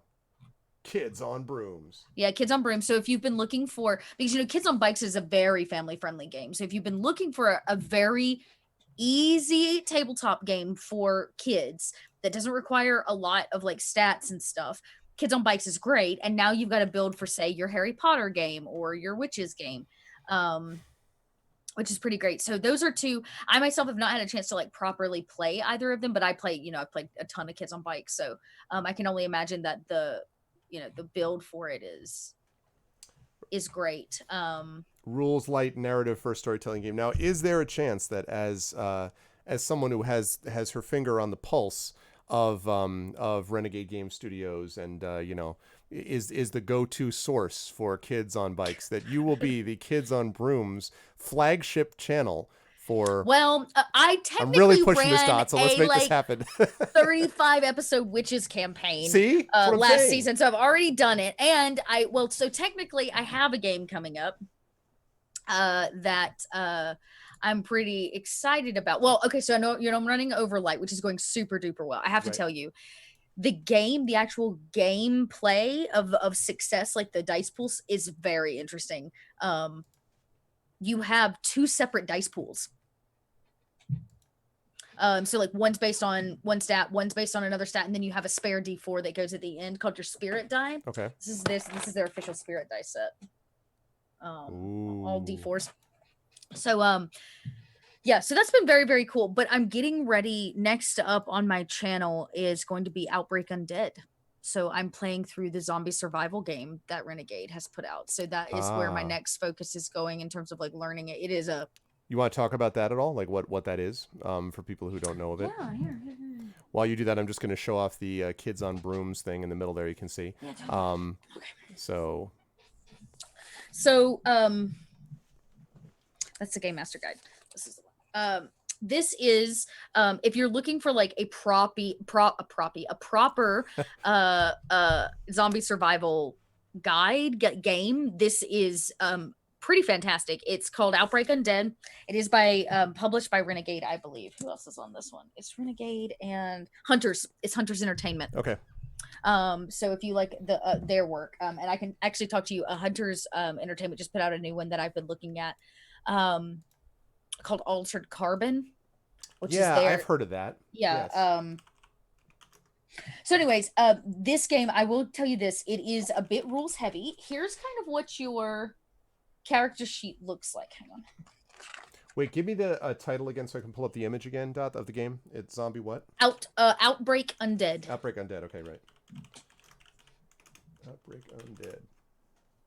Yes, indeed. There we go. Second edition. I will admit to having missed first edition of this.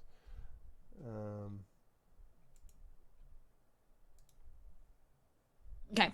Yeah, sorry, I was reading something else. So here's the character sheet. You can see if you get bit, there's like a process for turning, like filling in your DNA changing. Okay. So there's like a whole process for like becoming a zombie as well, but like yeah, so you can see here's the character sheet. I think actually, Arv, I'm going to be running it set. I haven't decided the exact year. I'm leaning towards the late 80s in Russia. It's gonna be the middle of the Cold War. Ooh, very cool. They're gonna have to deal with all the snow and the Russian like Chernobyl? yeah. Are we getting like a Chernobyl sort kind of vibes? groove on, Yeah. that Kind of we've got vibes. there? So that is one idea that I have been simmering on. I just like the idea. I kind of want to do one in the cold, and then I've had another idea of doing one in the 90s. Okay. Like properly in the 90s. Okay. But they do also have a second book that's actually just a game master's guide. This is one of the only tabletop RPGs they have that has a separate game master's guide if you want like extra stuff. And this has things like location based stuff. It's got a lot of tables for pulling things, a lot of character sheets pre-made. It talks about like it does really cool stuff that's like, okay, you come across a community that's living in biome domes, right? Like Okay, to keep people biodome, yep. safe. And it's like, okay, here's some things that could happen if things went wrong at this location. Okay. Air leak, like so it talks about like things like that. So it's a pretty neat GM book. It talks about like what does insanity look like. It gives you tables for rolling insanity, keeping up player morale in a game that's literally about probably you not surviving. So it's a pretty neat game, and it's rather beautifully laid out. One of the things I actually really like is at the front of the GM's guide, very similar to the way like VTM does their books. Yeah.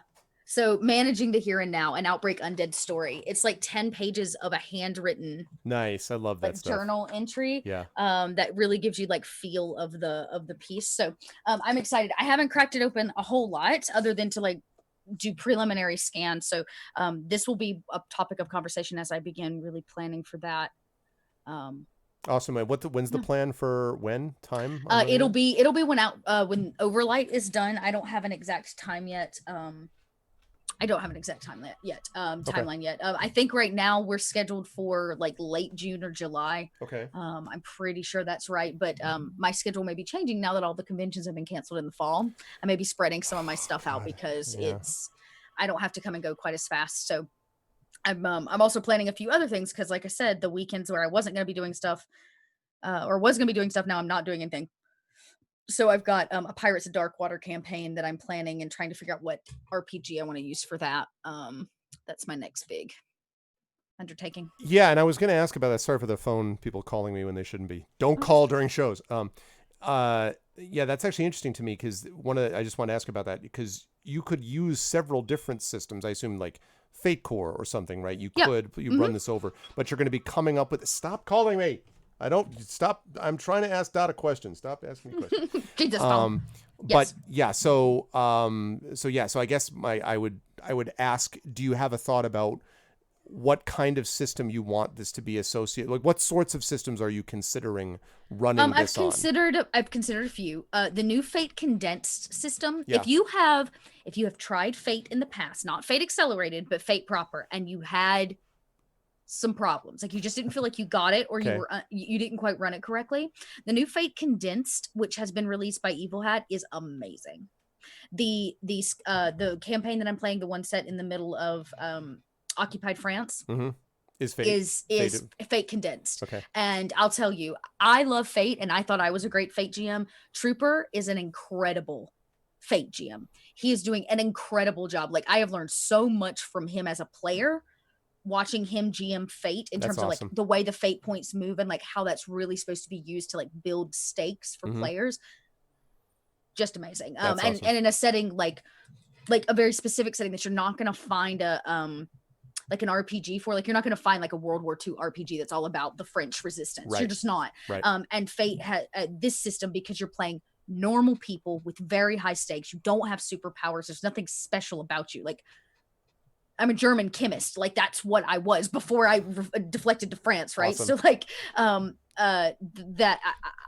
That is clearly a superhero origin story, by the way. You're a Yeah. German chemist for the resistance. Oh, of here's World the thing. It's actually so You have she's a to drop him chemist. on She's your a fa- chemist yeah. because her father wanted her to be a chemist. Okay. She at heart is an art historian and a photographer. Oh. And he hated that, and so he made her. She was a German prodigy, and then she fell in love with a woman who started the book burnings, Oh, interesting. and it changed her the first time she saw one of the book burnings at her school, and she started working for London. So this is before when they started occupying France. This US was not in on the war yet. So London was doing most of the communication in and out of France, trying to get the information, because they were also beginning to loot art all across Europe. Hitler's overthrow of cultural icons and Yeah, art was that's right. massive. First off, if you haven't seen, okay, this is Dot going off on tangents. I know this isn't about games anymore. This is just about what Dot likes. Dot likes. There's a book, if you like, called the Rape of Europa, which is all about Hitler's the Nazi overthrow of art in Europe. Yep. And they've made a very, very good documentary. It's about 3.5 hours long, and it will. Oh gosh, it is intense to recognize it. It's so interesting. Yeah, it's just really interesting to witness how bad somebody like Hitler, who was a mass murderer, a man that could look past people and see nothing but their race and their religion, and was so judgmental and had so much hatred, could focus so much energy on the collection of art and the things that people put their hearts and their energies and their beliefs behind. Like, just amazing the lengths that Hitler went through. And then so this documentary talks about, one, the lost art that will never be found, hundreds of thousands of pieces. So the Rape of Europa is a huge inspiration for my character Regina, who basically started feeding information to London and as an agent, and was found out, and she was burned, and she had to deflect from Germany to France for safekeeping. Super and now she's cool. posing as a French waitress, trying to work the resistance and bring glory back to her country. Yeah, this is super cool. I also like the fact that you can do the one-on-one sort of thing, because I like this sort of one-on-one. Yeah, it's funny. I told Trooper, I was like, Adventures. usually I love one-on-one sessions. I bring them into a lot of my campaigns as a GM, but I've never played as a player. Yeah. I've never been a player in a one-on-one, and Trooper did a really great job. Last night's episode was intense. I killed my father, so that's fine. At least he can't make, Oh, great. All right, we're gas good. anymore for Oh my God, it's I fine. gotta go watch this thing. I didn't. I'll tell. Okay, if you like historical stuff, like I'm a total history buff. If you like history, this campaign that Trooper is running called A City of Light and Shadow is amazing. We basically are a small resistance crew that run a pub, or like a bar. One of them is the woman who owns the place is a lounge singer, Sylvie. She's a Black American lounge singer. We have a French African American who is our bouncer and our driver, and then we have our American who has come over here to work with us and like provide information and stuff. He's a con man, basically. So Trooper's running a bunch of like individual like origin stories almost for all of you. No, we're almost done with the campaign. This is late so in the campaign. It's just okay. Gotcha. So it's a huge campaign. We're playing the four of us together for the majority of it, but it was like 16 or 18 episodes or something like that. And he said, Very I cool. want to give each of you one episode that's just you. Plus, it gives man. everybody breaks. That's super cool. Yeah, I'll have to check that out. That's awesome. It was really, really, really, really, really, really good. Yeah, my character, she's in some trouble now, but that's okay. She killed another Nazi. Regina loves killing Nazis. Yeah, well, listen, I mean, who doesn't? I mean, like, Who doesn't love killing Nazis? That's pretty much. Speaking of working out your life problems in a game. That's one where I think we can all get behind. Yeah. my So I goodness. don't know. I was off on some tangent. So I was talking about the Fate Core. Yeah. So we're using Fate Condensed for that. So if you're looking for a more what I would consider easier Fate to play, I say easier. It's all the same things. It's just better laid out. Okay. It's a great system. Yeah, no, that's very cool. highly recommend it for overlaying this. But you asked about Pirates of Darkwater. Yeah, I was just curious what system you were planning. So I did look at Fate Condensed as one. I have also been looking. My friend Craig, who runs Nerdburger Games, he wrote the Capers system. Yep. Mm-hmm. He has a Capers Pirates build. Okay. The problem is that that's really about like having superpowers. There is a build in the book where you don't have proper powers, but there are powers in Pirates of Darkwater. Other than that, I have considered Cypher because so much of Pirates of Darkwater is about like magical items, which are basically ciphers. Okay. Or that's how I would kind of treat it. So I did look at Cypher, though particularly am not a Cypher system like GM. It doesn't speak to me in any particular way. Gosh, what else have I looked at for that? Yeah, those are the big ones. And then I've had a few suggestions like what was one? Seven Seas or Seven. Yep. Seven Seas is one of them. Seven Seas was suggested to me as well. So I know I'll definitely be using a different system, but I'll tell you this. In the early 90s, they did put out a Pirates of Darkwater RPG. If you would like to see what I vote the worst RPG ever made, you can go look it up. There's actually, let's see if I can find it. I think you may have linked this before because I remember looking at it and going, what is that? Yeah, it bad. But what it does do, which is pretty great, because the series was canceled before it finished because Hanna-Barbera passed and they closed the studio down. Yeah. So it didn't finish. So there was a lot of the lore and like world stuff that we didn't get. When that RPG in the 90s was published, they gave them the rights to publish the rest of the world lore. Yeah. So that book has all the world lore, which is what I'll be pulling to start, and then we'll be using a different system with the world lore from the original 90s RPG. Oh, super cool. Yeah, that's all right. So I generally just don't know yet. Okay. Because I've not found the one that I feel like is like. All right, I'm just going to be curious whenever you decide what it is. Yeah, I'll be scouring through pirate RPGs here soon. So to find which one we have. All right, I'm going to grab this. It's just on the top of this pile. So give me 2 seconds here. Yep. All right. Okay, so this is a bit of a cheat because this is not a currently existing system that is out. But I found it in my basement and I had to share it. I bring to you The Adventures of Indiana Jones by TSR. Now, I want to point out, note that it says for 2 or more, right? Ages 10 and up, so we all qualify. Okay, cool. And so in this book, you have got here The Adventures of Indiana Jones, right? And you've got featuring an introductory adventure, The Icons of a Common. I mean, how perfect, like Indiana Jonesy do we have there? And this is from, and they, again, the same kind of thing, like even the way that it's presented is like very pulp. Like you can even see this sort of it, like very, very pulpy, right? That was my reaction, Lone Wolf. It was like, squee. So this is a role-playing game, it says. You don't just roll dice, move your playing piece around a board, and draw cards. In this game, you get to make choices and play out actions for an imaginary person. You play a character, blah, blah, blah, blah. One member of your group is the referee, like a dungeon master, blah, blah, blah. Suppose you play Indiana Jones. Your friend plays Salah, Indy's trusted Arab companion. Another of your friends becomes the referee. First, the referee describes what Indy and Salah see. In this case, they are at a cave entrance. The referee tells you the 2 Nazi guards toting submachine guns stand outside the cave. You and your friend decide that Indy and Salah will creep up behind the guards and knock them unconscious. Do Indy and Salah brain the grimy goose steppers? The referee uses the rules in the combat section to find out.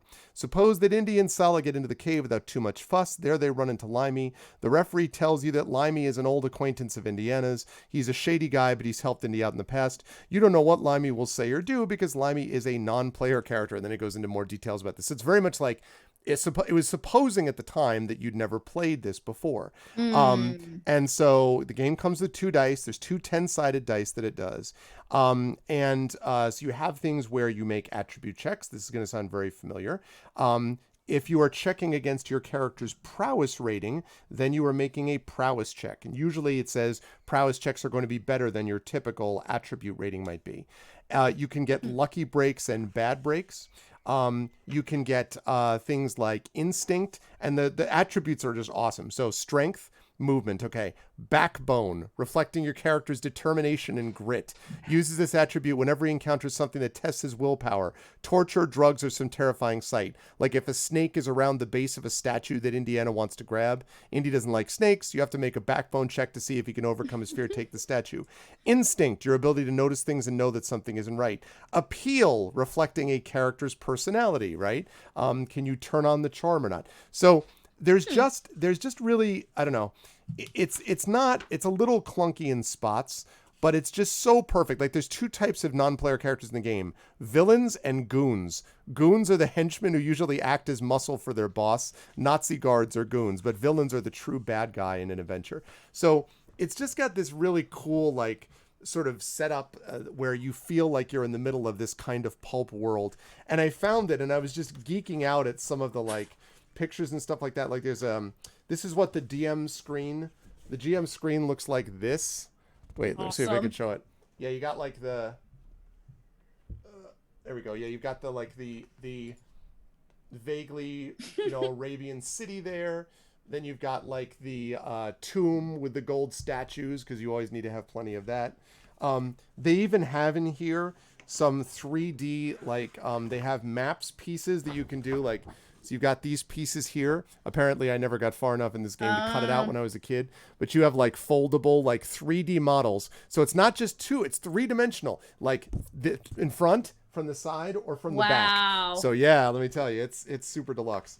So, yeah, it's pretty sweet. And then they had at the very bottom of this all the Role Playing Game Association Network, the RPGA, which I was a member of back in the day. Wow. So it was pretty slick. Like I was just like, wow, this is super cool. And obviously I must have gotten it because I did like Indiana Jones when I was younger, and I liked that kind of pulp, punching Nazis in the face, but also pulp. And I just love the setup for it. And boy, did they put Harrison Ford's mug all over this. Like they got him in the front and the back. They got him everywhere in the book. Mug. Yeah, it's but this came out in 1984. So the 1984 Indiana Jones, The Adventures of Indiana Jones role-playing game. Yep. TSR. So. The other RPG I was thinking about, one called Skull and Bones. It's by Green Ronin. Oh, okay. I know Green Ronin. I don't know Skull and Bones. Skull and Bones is their swashbuckling pirate one. But I believe, correct me if I'm wrong, y'all, 7th Sea has an option for, like, magics. Okay. Which would fit a little bit better with the Pirates of Darkwater because some people are attuned to that. But then I think Pinnacle also has one that's a pirate group. It's called, like, it's based off of all the Deadlands stuff all uses the same thing. I think it's Pirates of the Spanish Main. Pirates of the Spanish Main. Pirates of the Spanish Main sounds vaguely familiar. You may have to bolt on a couple of things. Just, take your core system, whatever it's going to be, and just bolt on magic or bolt on, whatever the thing might be to get it. But it's going to be cool regardless. I look forward to seeing that. Yeah, we'll see how it goes. But all right. So, chat, we have just time for a couple of questions. We ran a little bit long today, so I don't want to keep. Yeah, we chatted a lot. We had fields today. We did. Anyway, those are our product reviews. Go back to 1984 and immediately get this. No, I don't know.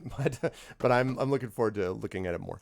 Okay. So, if you have any questions for us, chat, now's the time. You can about anything we were talking about. If you have something going on in one of your campaigns that you need some assistance on, Dot and I are ready to serve. Just question mark, yes. That's exactly what I want is question marks. No.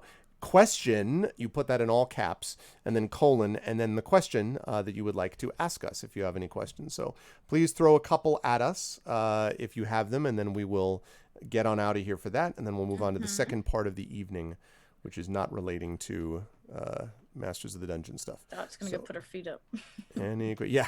And just sort of chill. That sounds promising. I've been watching that new show Space Force. Oh, cool. And it's definitely funny. I Okay. have enjoyed quite a few of it. It's interesting. I read an article today which was honestly poorly written, so I take everything it said with a grain of salt. But at an interesting point, which it felt like Space Force is too relevant right now to be funny. Interesting. Too connected to Too connected at the moment to Yeah. the reality of situation to be funny. Steve Carroll's in which- that, right? Is or Yeah, it's produced it or something? yes, and he's brilliant. Okay. There were two. I watched actually an episode right before this one that hit me in some serious feels. Like he had a moment, and I was like, Interesting. it is great. It's really good. The casting's good. It's funny. It's definitely not like it has a similar like you can tell it's got a similar production style of The Office, but it is not The Office. There's no like breaking of fourth wall or any of that. Okay. But you can definitely tell that the production studios are similar and behind it. So Okay.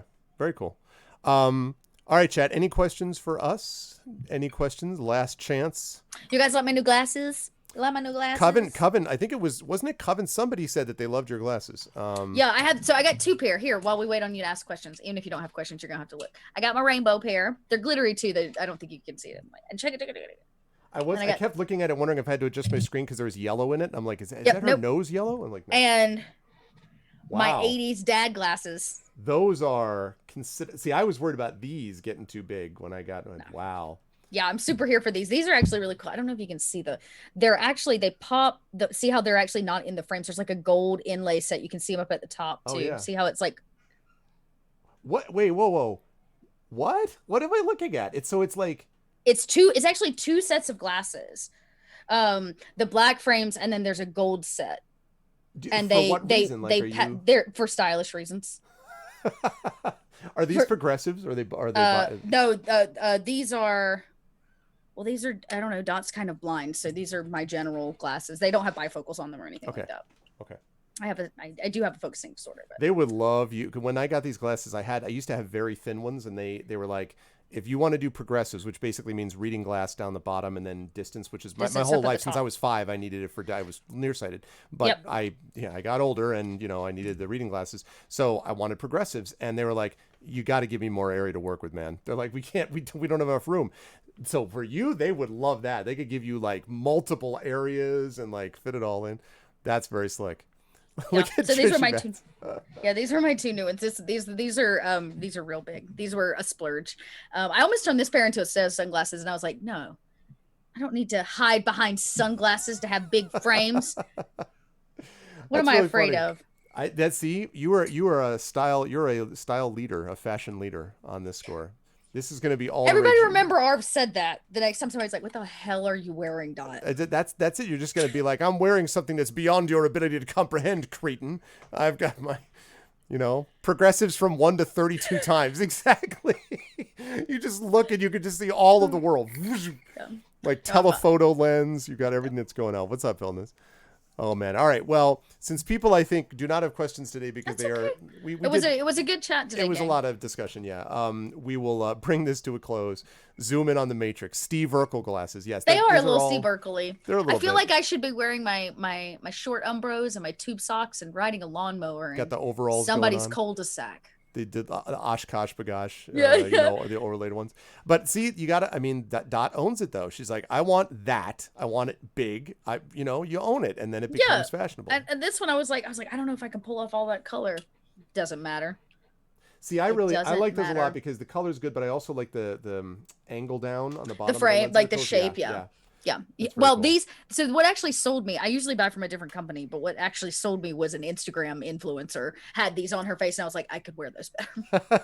You were influenced by the Instagram. I was influencer. super influenced Wow. to wear them better. Boy. So I went and bought a pair. Yeah. All right, now it's gonna happen, folks. You're gonna spread the word, and you're gonna be like, "Wow, Dot wears that. I have to." All of you are like, well, we could do it better than Dot. So That's exactly right. the cycle perpetuates. All right. Well, so let us bring this to a close by asking. Dot, as always, was wonderful. Thank you for this convo. It was always great to have you on for these things, but it was good. We talked about some good stuff today. So where will the lovely folks find you next? What do you want to highlight that's coming up for you? Good questions. Tomorrow, I'm going to be doing a charity stream, so you can check that out. Just watch my social if you want to. It's a couple hours tomorrow. And then next week, there is, of course, the continuation of Overlight on Wednesdays. Thursdays, I'm playing some Coriolis. So if you like dark sci-fi, I've got plenty of that for you. That's over on Unmade Gaming's channel. You can check me out in the North by Northwest podcast, where I'm currently the GM. Mm-hmm. Speaking of podcasts, I have a new project in the work I can't completely talk about right now, but it's going to be exciting, especially if you like Vampire the Masquerade. So that's what I can say. That's all I can say at the moment. So be on the lookout for that. I've got a really exciting project in the work. Hopefully everything comes together. What else? Oh, and then of course on Saturdays you can actually see me play VTM at 1 p.m. on Roll Forts Network. Those are kind of my usual regulars, and then I pop in here every chance Arv lets me Yes. for Masters of the Dungeon. You can check me in the Arv Vocalist, and then don't worry, Echo. Outstar and I are already conversating about it. I'm way ahead of you. Oh man, if you bring together Dot with Outstar, good God, you will have the rise of I don't know what, the rise of some new coven, not Coven Guy, but another. We will take over. Yeah, she is. Don't worry. I have this project I'm doing with a dear friend, somebody else you have all seen me role play for with two dear friends actually you've seen me role play with before, and we had some very particular wants for this one. So yeah, we have our eyes set on a couple big people, Outstar being one of them, and I have a couple other big names. So very, very cool. Dot is the American Outstar. I'm the American version. Dot is not quite as off the wall, and I mean that with great affection to Outstar, who I like a lot and who ran the GOG stream team. She's way bolder than I am. But and I have something new coming for all of you. So I have, because how crazy my life and my work schedule is, I have not been streaming as much on my channel. I only stream once a week. But starting on Tuesday mornings, for all of you over on the other side of the pond, guess what? I'm doing an 8 a.m. Eastern stream, which means it'll be like noonish your time or 1 o'clock your time. I'm doing a like just chat and play video games stream. I have a whole new setup. I won't be here in this location. I've got I'm gonna be laid out. I got pillows. I got controllers. We're gonna like chill. So I've got a new show coming called Waking Up with Dot every Tuesday morning at 8 a.m. So that's good stuff. And for a couple hours, like 2-3 hours or something like that? Or... Yeah, it'll be usually a 3-hour stream before I start my usual day. This will be perfect. You do that, and then you're like, where do we go? And you come over to watch my Tuesday thing, which comes after that. So you perfect. Can just, I'll raid you. That'll be perfect. We'll do raids on Tuesday morning. So I put an announcement out, but I put the wrong damn day on it, y'all, which says everything about where my head's at. So it's not Monday. It's Tuesdays. I will be doing Waking Up with Dot. So we'll drink some coffee. We'll play some video games. I've been playing Vampire the Masquerade. Shock. I'll probably yeah. Thanks, Arv, for calling me out.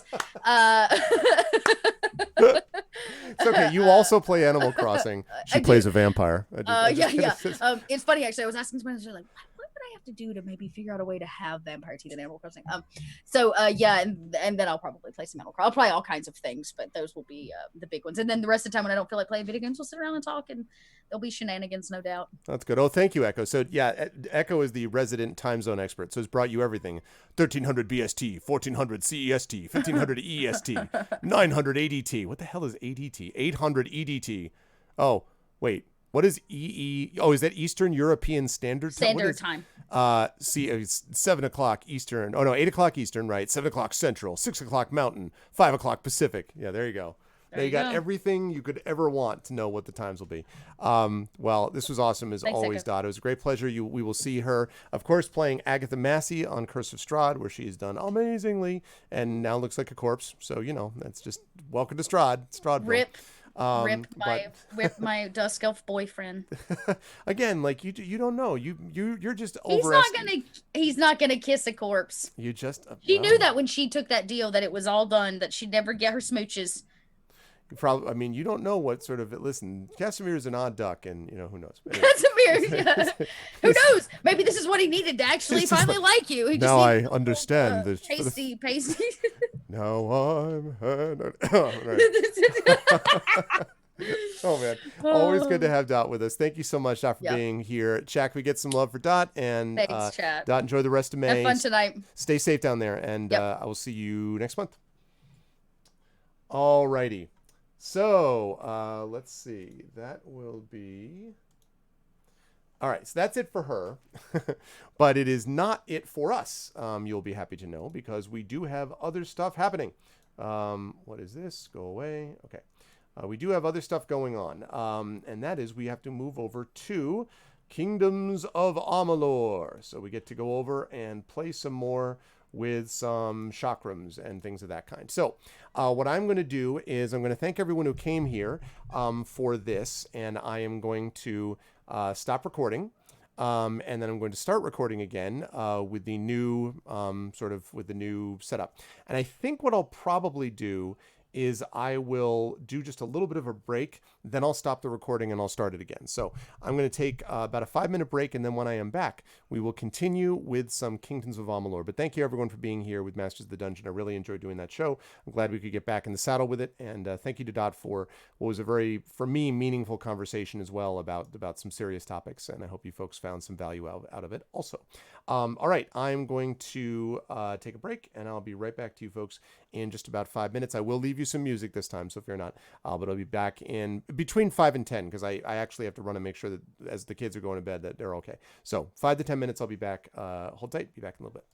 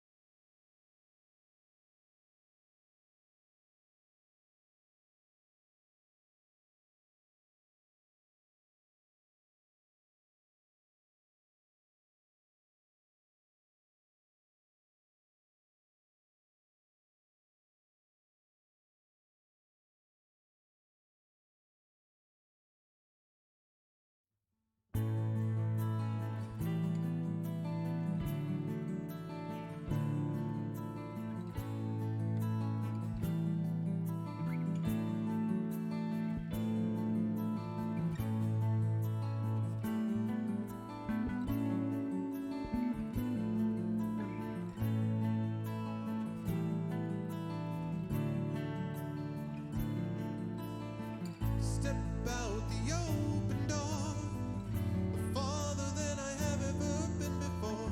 The road is coming to me fast. Step down the path I see. The time I find is coming close to me.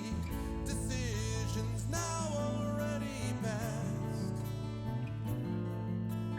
We'll take all the space that's there. Take all I've got as if I even care. I've crossed the line to something new. Take what I thought I had. Take what I thought I had carefully planned. The time has come to face the truth. A sky above me spinning past. The ground below me holds me fast. Where am I now? Where will I go? Whoa, whoa.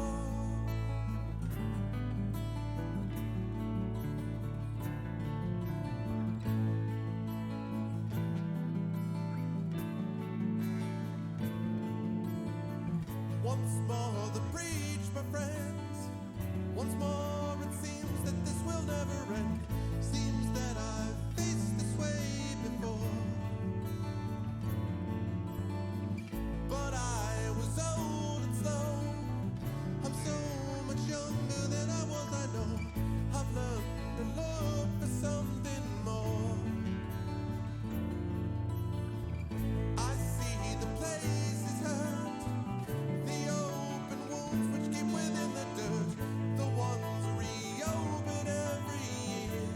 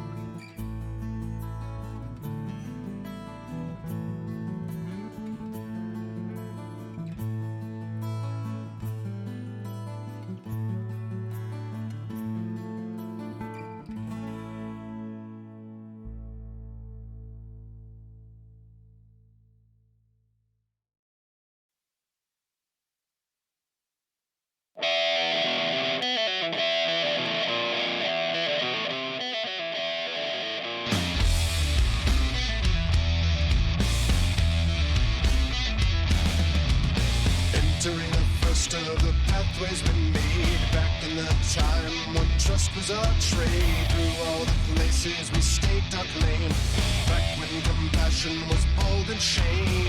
Into the place where the secrets dwell, into the darkness and fever spell, into a spot where the treasure found, into the place so far underground.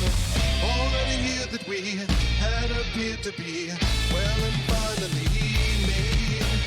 When we took from it, when we thought that it could never fail or fade, we took our time as we traveled down, blazing a path through the softer ground, finding the way that we thought would play. All that we took that we couldn't say, there in the chamber of secrets deep, there in the place where the creatures sleep, there we found all of our plans betrayed, there where our final stones were laid. In the time it took for the goods to book and all money to gain, that was when we lost all that we had cost from the pleasure and the pain.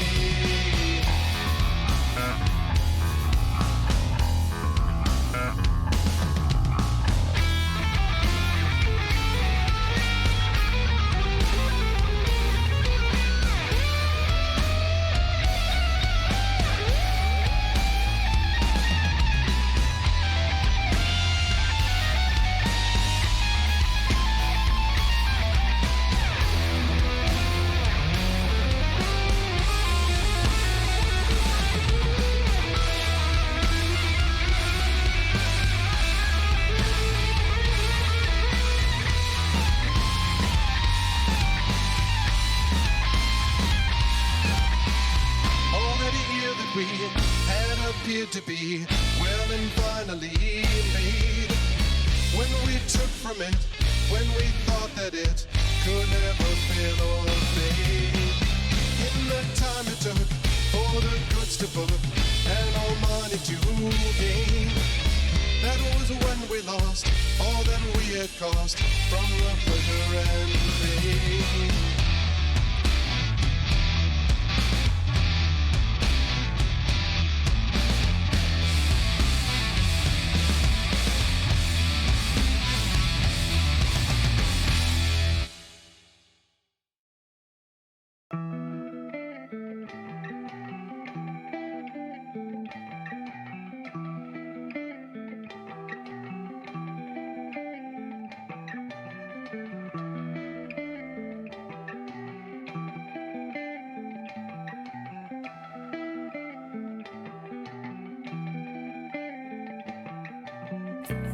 Through sand I'm slowly sifting, past land I'm slowly drifting, this ship I'm finally taking home. Each time I had to find it, each time I had to time it, this time I headed home alone.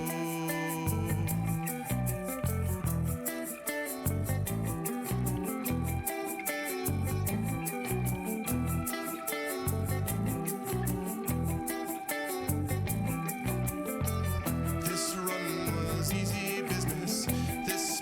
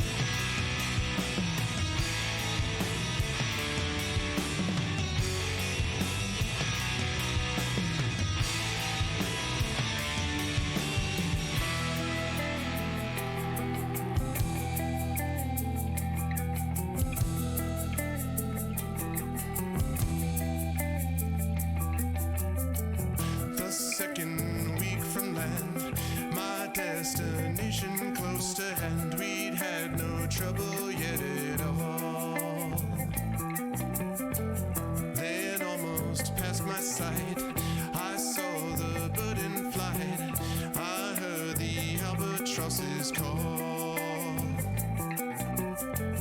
This run was easy business. This space that bore no witness. This time would be an easy score. I'd make it with no trouble. My profit I would double. I'd earn expenses back and more. So long to climb, so long to fall. In all the time, I almost had it all. This is all to choose. The circumstances strange. My loss to choose. My future rearranged. So long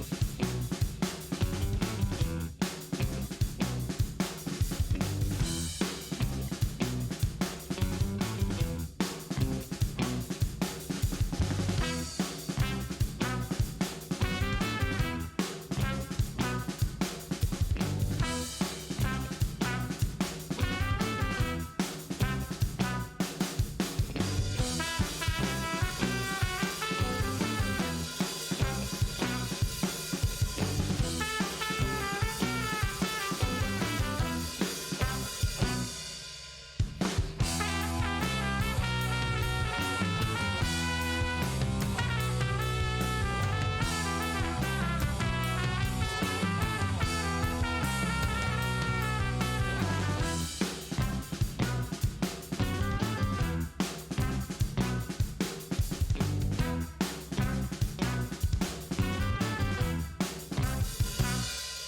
long to fall.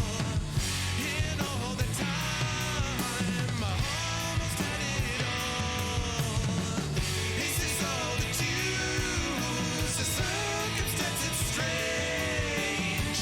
My loss to choose. My future rearranged. So long to climb, so long to fall. In all the time, I almost had it all. This is all to choose. My circumstances strange. My loss to choose. My future rearranged.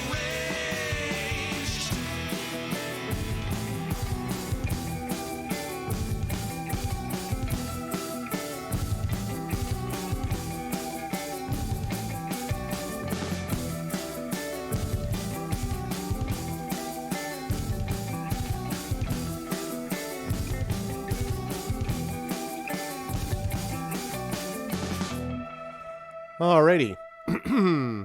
Lament from my band The Road's latest album, 5 years later.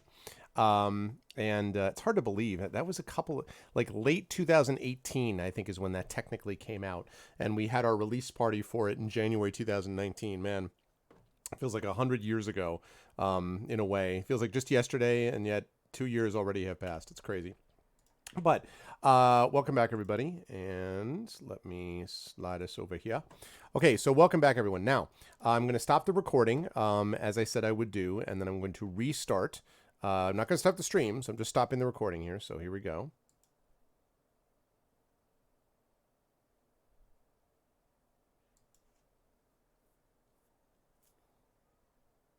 Okay, now we're back. Now, the only problem is that the Elgato is a little finicky when it comes to turning it on while things are still running. So I am hoping that what I'm about to do is going to work, but we will see. So I'm hoping that this is going to work out okay as we move into Kingdoms of Amalur. Just going to make sure I got that saved properly. Good. All right.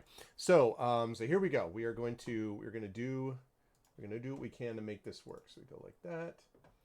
And we're going to turn this on. If for some reason the stream goes down, no big deal. Just stay in the chat. I will restart it as soon as possible if I have to restart OBS for any reason. I'm hoping that will not be the case. Activate. Okay. So far, so good. Okay.